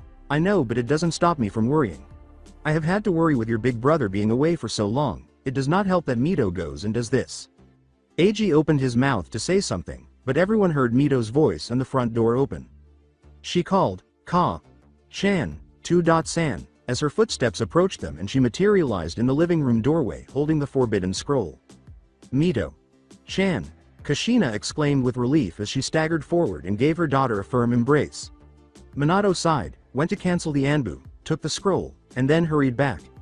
The two parents gave Mito a stern look after Kushina fussed over her daughter. Minato scolded her, saying, "Mito, you had better start explaining why you did what you did." Mito swallowed and started to explain that Mizuki had deceived her and that she had done it merely to please them. Kushina gently wiped some of her daughter's tears from her cheek and said, "Sweetheart, we are proud of you, but what you did was foolish. You could have been hurt or worse." "Your mother is right, Mito-chan," Kakashi added, raising his voice. "It was very irresponsible of you. You should have checked with your parents first." Minato needed to have a lengthy and agonizing conversation with the silver-haired Chunin, so he asked, "Mito, where is Mizuki now?" To everyone's surprise, Mito said, "He's dead. Oni-chan took care of him." "Oni-chan?" Before the sound of fresh, heavy footsteps could be heard, they all thought. As soon as they all turned to face the doorway of the living room, Kushina started crying because she recognized the boy with the blonde hair standing there. Gazing at everyone in the room, Naruto stood at the entrance. When he saw that Eiji resembled his father exactly, Kakashi had not changed at all. Even though he had some grays in his hair that weren't there before, his father still had the same appearance. However, his mother didn't appear to have aged at all. Despite being 41, she still had the appearance of someone in her mid-30s. His parents stared at him in disbelief. The 15-year-old boy was gone, and this attractive, powerful young man who was the ideal combination of the two was coming back to them. He looked at his parents and said, "Hey 2-san, ka. Shanna." He simply moved forward to face his mother since he could tell she was about to cry. Kushina had already jumped forward and seized her oldest in a firm embrace by the time he was halfway there. As his mother sobbed, Naruto simply put his head on hers and grinned. He never realized his mother was so small because he was now much taller than her. He whispered, "I missed you, Ka-chan. I missed you a lot," which only made her cry more intensely and hold on to him even more. She whispered, "Our baby is back, Minato. Our oldest has finally come back to us," and Minato entered, hugging his son and muttering that he was glad to have his oldest son back.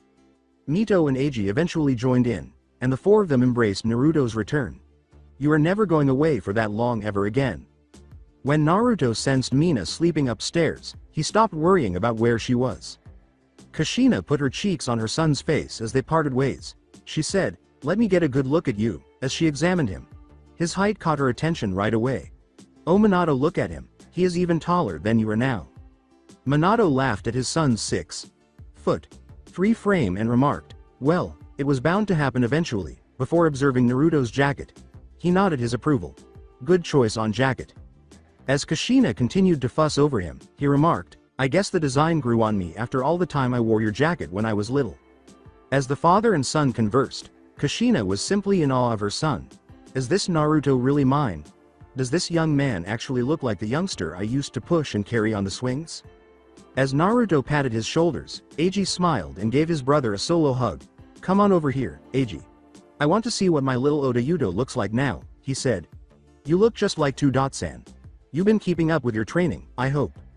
Mito and Eiji both added, "You bet. I bet I can kick your butt soon," which caused Naruto to chuckle and Minato and Kushina to view the scene with amusement. "Kakashi," Naruto said, simply nodding his head in the direction of the more experienced shinobi. Kakashi simply waved courteously and smiled his signature smile before going back to his book. As Naruto attempted to calm them down, the twins asked simultaneously, "You have to tell us what it was like, Oni-chan. Did you go on cool missions? How strong did you get? Did you fight strong people? Where did you go?"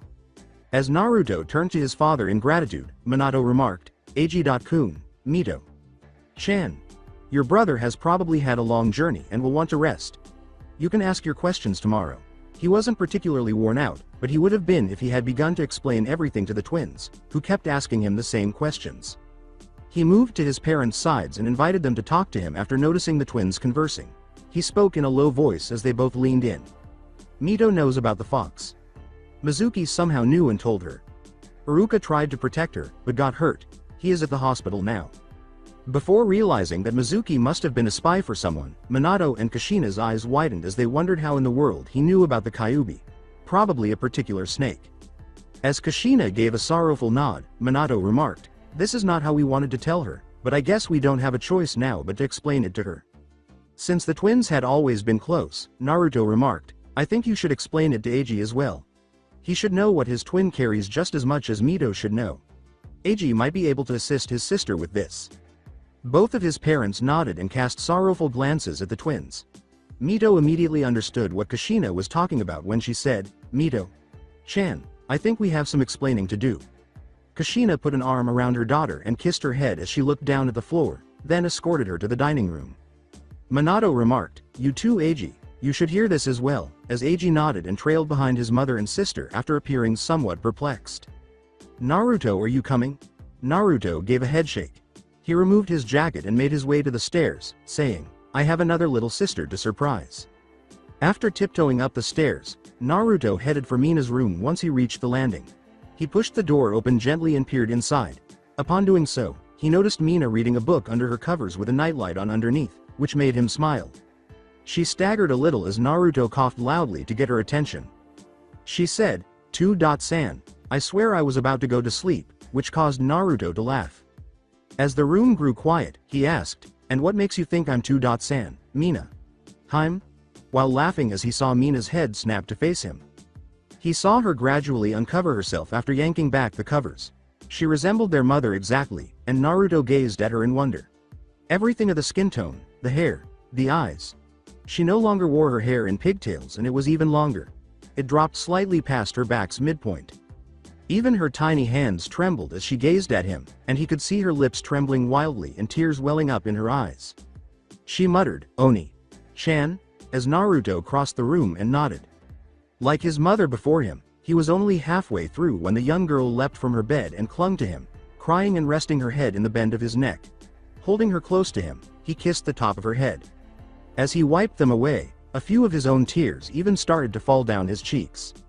He missed Mina the most of all the people he missed in Konoha. Mina exclaimed, "I missed you," causing Naruto to shed a few more tears. She sat on the edge of her bed and he played with her long red hair while kissing her head once more. She still wouldn't unlatch from him, so he put her in his lap and rocked her gently. He whispered, "My baby sister is now 10 years old. Look how big you have gotten," as Mina's face lifted from his neck and gazed up at him with her large, stunning violet eyes. When he grinned at her, she grinned back, letting out a sweet laugh that Naruto had missed. As he played with her hair, he acknowledged, "You look just like Ka-chan now. Your hair has even got a lot longer, just like hers. Lots of people keep telling me that and say I look pretty with my hair like this. Mito and her friends sometimes like to play with it too." As Mina gave him a big smile and a cheek kiss, he remarked, "Well, they are right. You are going to be the most beautiful girl in the entire Leaf Village." It was much gentler than the careless kind she used to give him. She looked a little alarmed and asked, "Are you back home for good? You're not going to go away again, are you?" She didn't want her older brother to go away so quickly once more. Mina grinned even more at him before giving him another hug. "No, Haim. I'm not going anywhere. I'm here to stay this time. My time in the capital is over and I have finally come home for good now." Naruto's eyes were closed.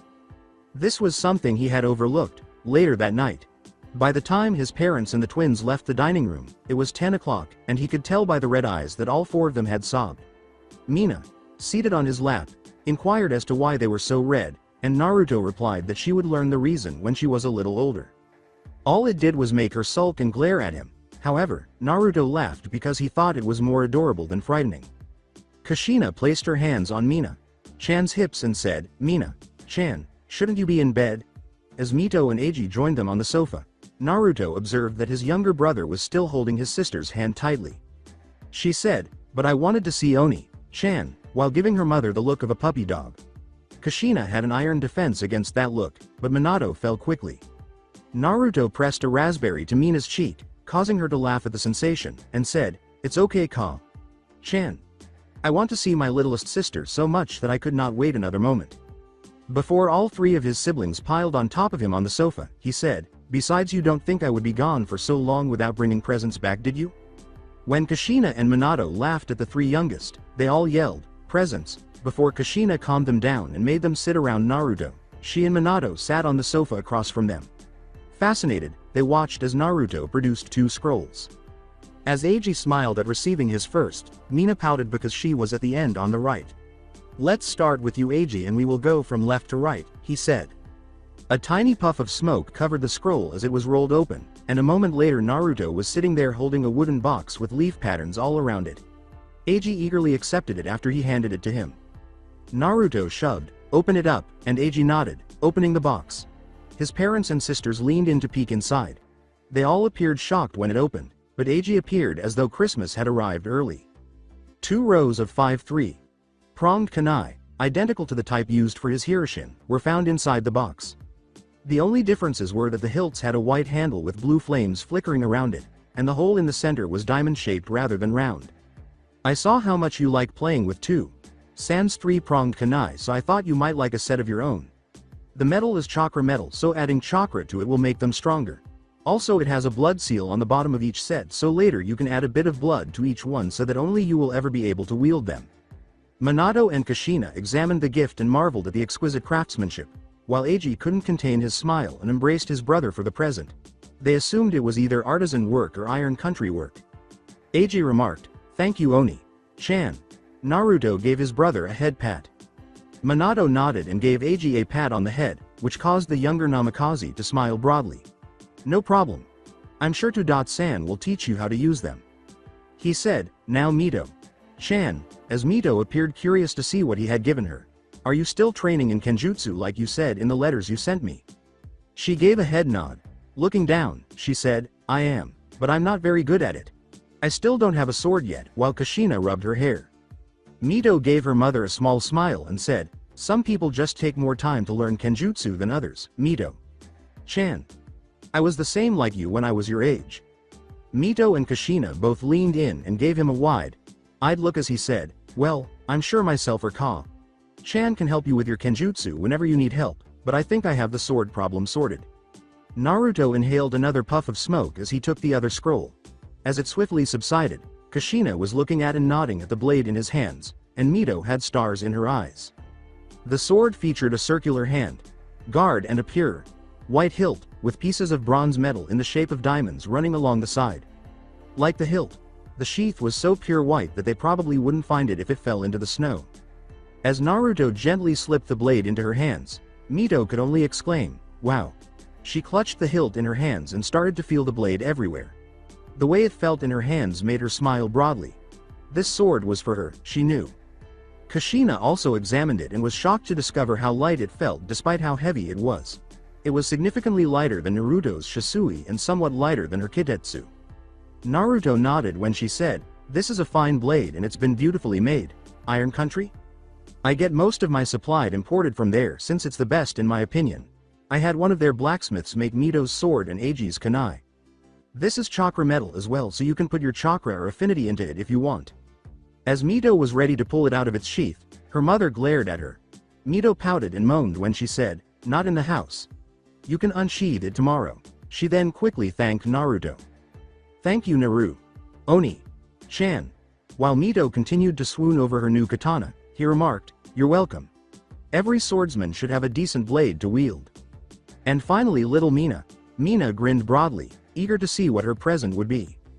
As Mina bobbed her head up and down, he said, tell me Mina, can you mold chakra now? Good, then this gift will be good for you. As Minato nodded his head in confusion, Naruto asked his father, am I correct in thinking Mito and Eiji have or will have the toad summons? Then this is perfect, he called, putting his hand on the ground and biting his finger. Kachiyose no jutsu. Everyone heard furniture being moved around and the sounds of the walks clogging a little as a cloud of smoke filled the room. They all appeared somewhat stunned as the smoke subsided and they saw Kiera sitting in their living room with a huge scroll at her feet. Together, the twins exclaimed, whoa, as their parents engaged in a game of kunai that they had concealed within their clothing. Kiera yawned and let everyone see her enormous jaws and brilliant white teeth. Yo, is it time? She asked. The young girl gazed anxiously at the large tiger before her. Yep, this is my little sister Mina. She is the one you were here for, he said, pushing Mina in front of him. As the family stared at him in shock, Naruto said, Mina, this Kiera, my familiar and member of the White Tiger Summons. She is here because we would like to know if you would like to become one of their summoners. With a squeak, she said, me? She was aware of what summons was and that the large toads belonged to her father and her pervy grandfather. Yes, little one. Naruto has managed to convince my mother to allow just one more person to sign the contract. 2 is the max we will allow for someone to summon us, and we would like to make you our second summoner. Kiera leaned down and rubbed her head against the young girl with the red hair to help her feel more at ease. Mina gave a little giggle and rubbed her head, so she assumed it worked. Since neither Kushina nor Minato had ever heard of a White Tiger summons, Kushina inquired, Naruto, where did you get your summons?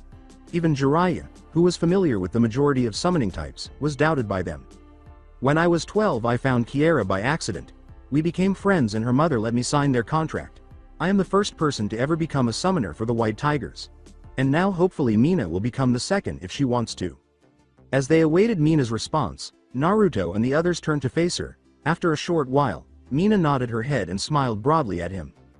With a smile of his own, Naruto accepted Kiera's scroll and unfolded it before Mina. Okay Mina. Chan, I need you to make your index finger bleed a little so you can write your name in this column beside my name. Then have a bit of blood on each fingertip of the hand you want to summon with and put the handprint under the name. Mina bit into her right index finger while nodding. After writing her name in a hurry, she made the handprint on the scroll by biting each of her other fingers. After she finished, the scroll briefly glowed before vanishing. As a small puff of smoke appeared on the floor, Naruto said, and there you go. Now I will show you how to do the hand signs for it another time since we want to make sure you have enough chakra to summon your familiar. I can do that for you now though. Naruto then called forth another tiger. The sight of a tiny tiger cub on the floor in front of Mina, which only reached her knee, made her eyes sparkle. As it surveyed its new environment, its large blue eyes blinked. Mina, this is Kovu, Kiera's little brother, and he is now your summoning familiar. Treat him well. Kovu said, hello, in a squeaky voice, as Mina lifted him into her arms. Mia began to laugh at the ticklish sensation of Kovu licking her nose after the two had been staring at each other for a while. Why must we acquire foolish toads? As Kushina and Minato grinned at how content their youngest daughter appeared, Eiji and Mito exclaimed, tigers look so cool, shedding an anime tear in their eyes. While Kushina stood next to her oldest and kissed the top of his head, Eiji, Minato, and Kiera went to Mina, who was joyfully playing with Kovu, as she returned to the summoning realm Mito. Thank you. They are my little brother and sisters.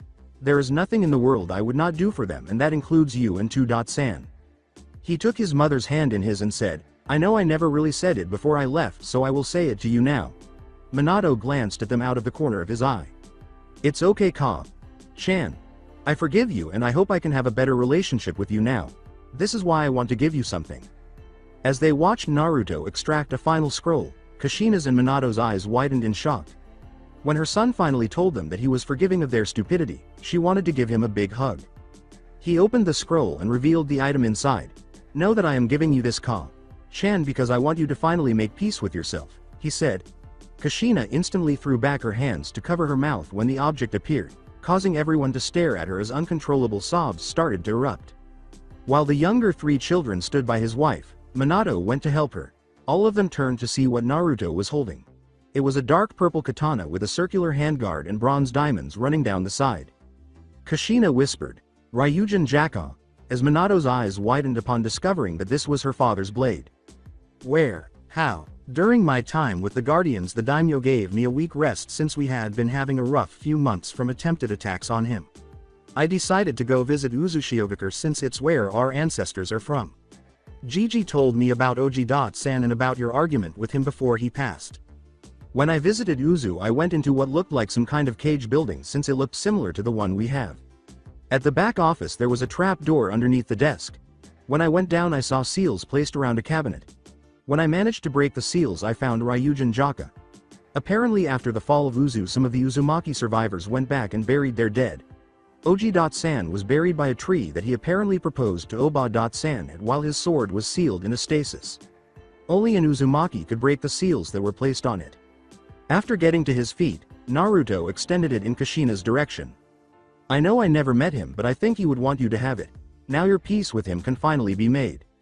As Kushina listened to her son, she simply started crying more. She extended her arm, grasped the fabled blade, and held it close to her. It was her father's final possession, and in a sense, Naruto had returned a part of him to her. Then she rushed forward, embracing Naruto tightly while sobbing and kissing his cheeks like a mother would. Unable to express her gratitude to her son enough, Kushina repeatedly said, I love you, I love you, I love you so much. I love you too, Chan, and I always will, Naruto declared while giving his mother a joyful grip.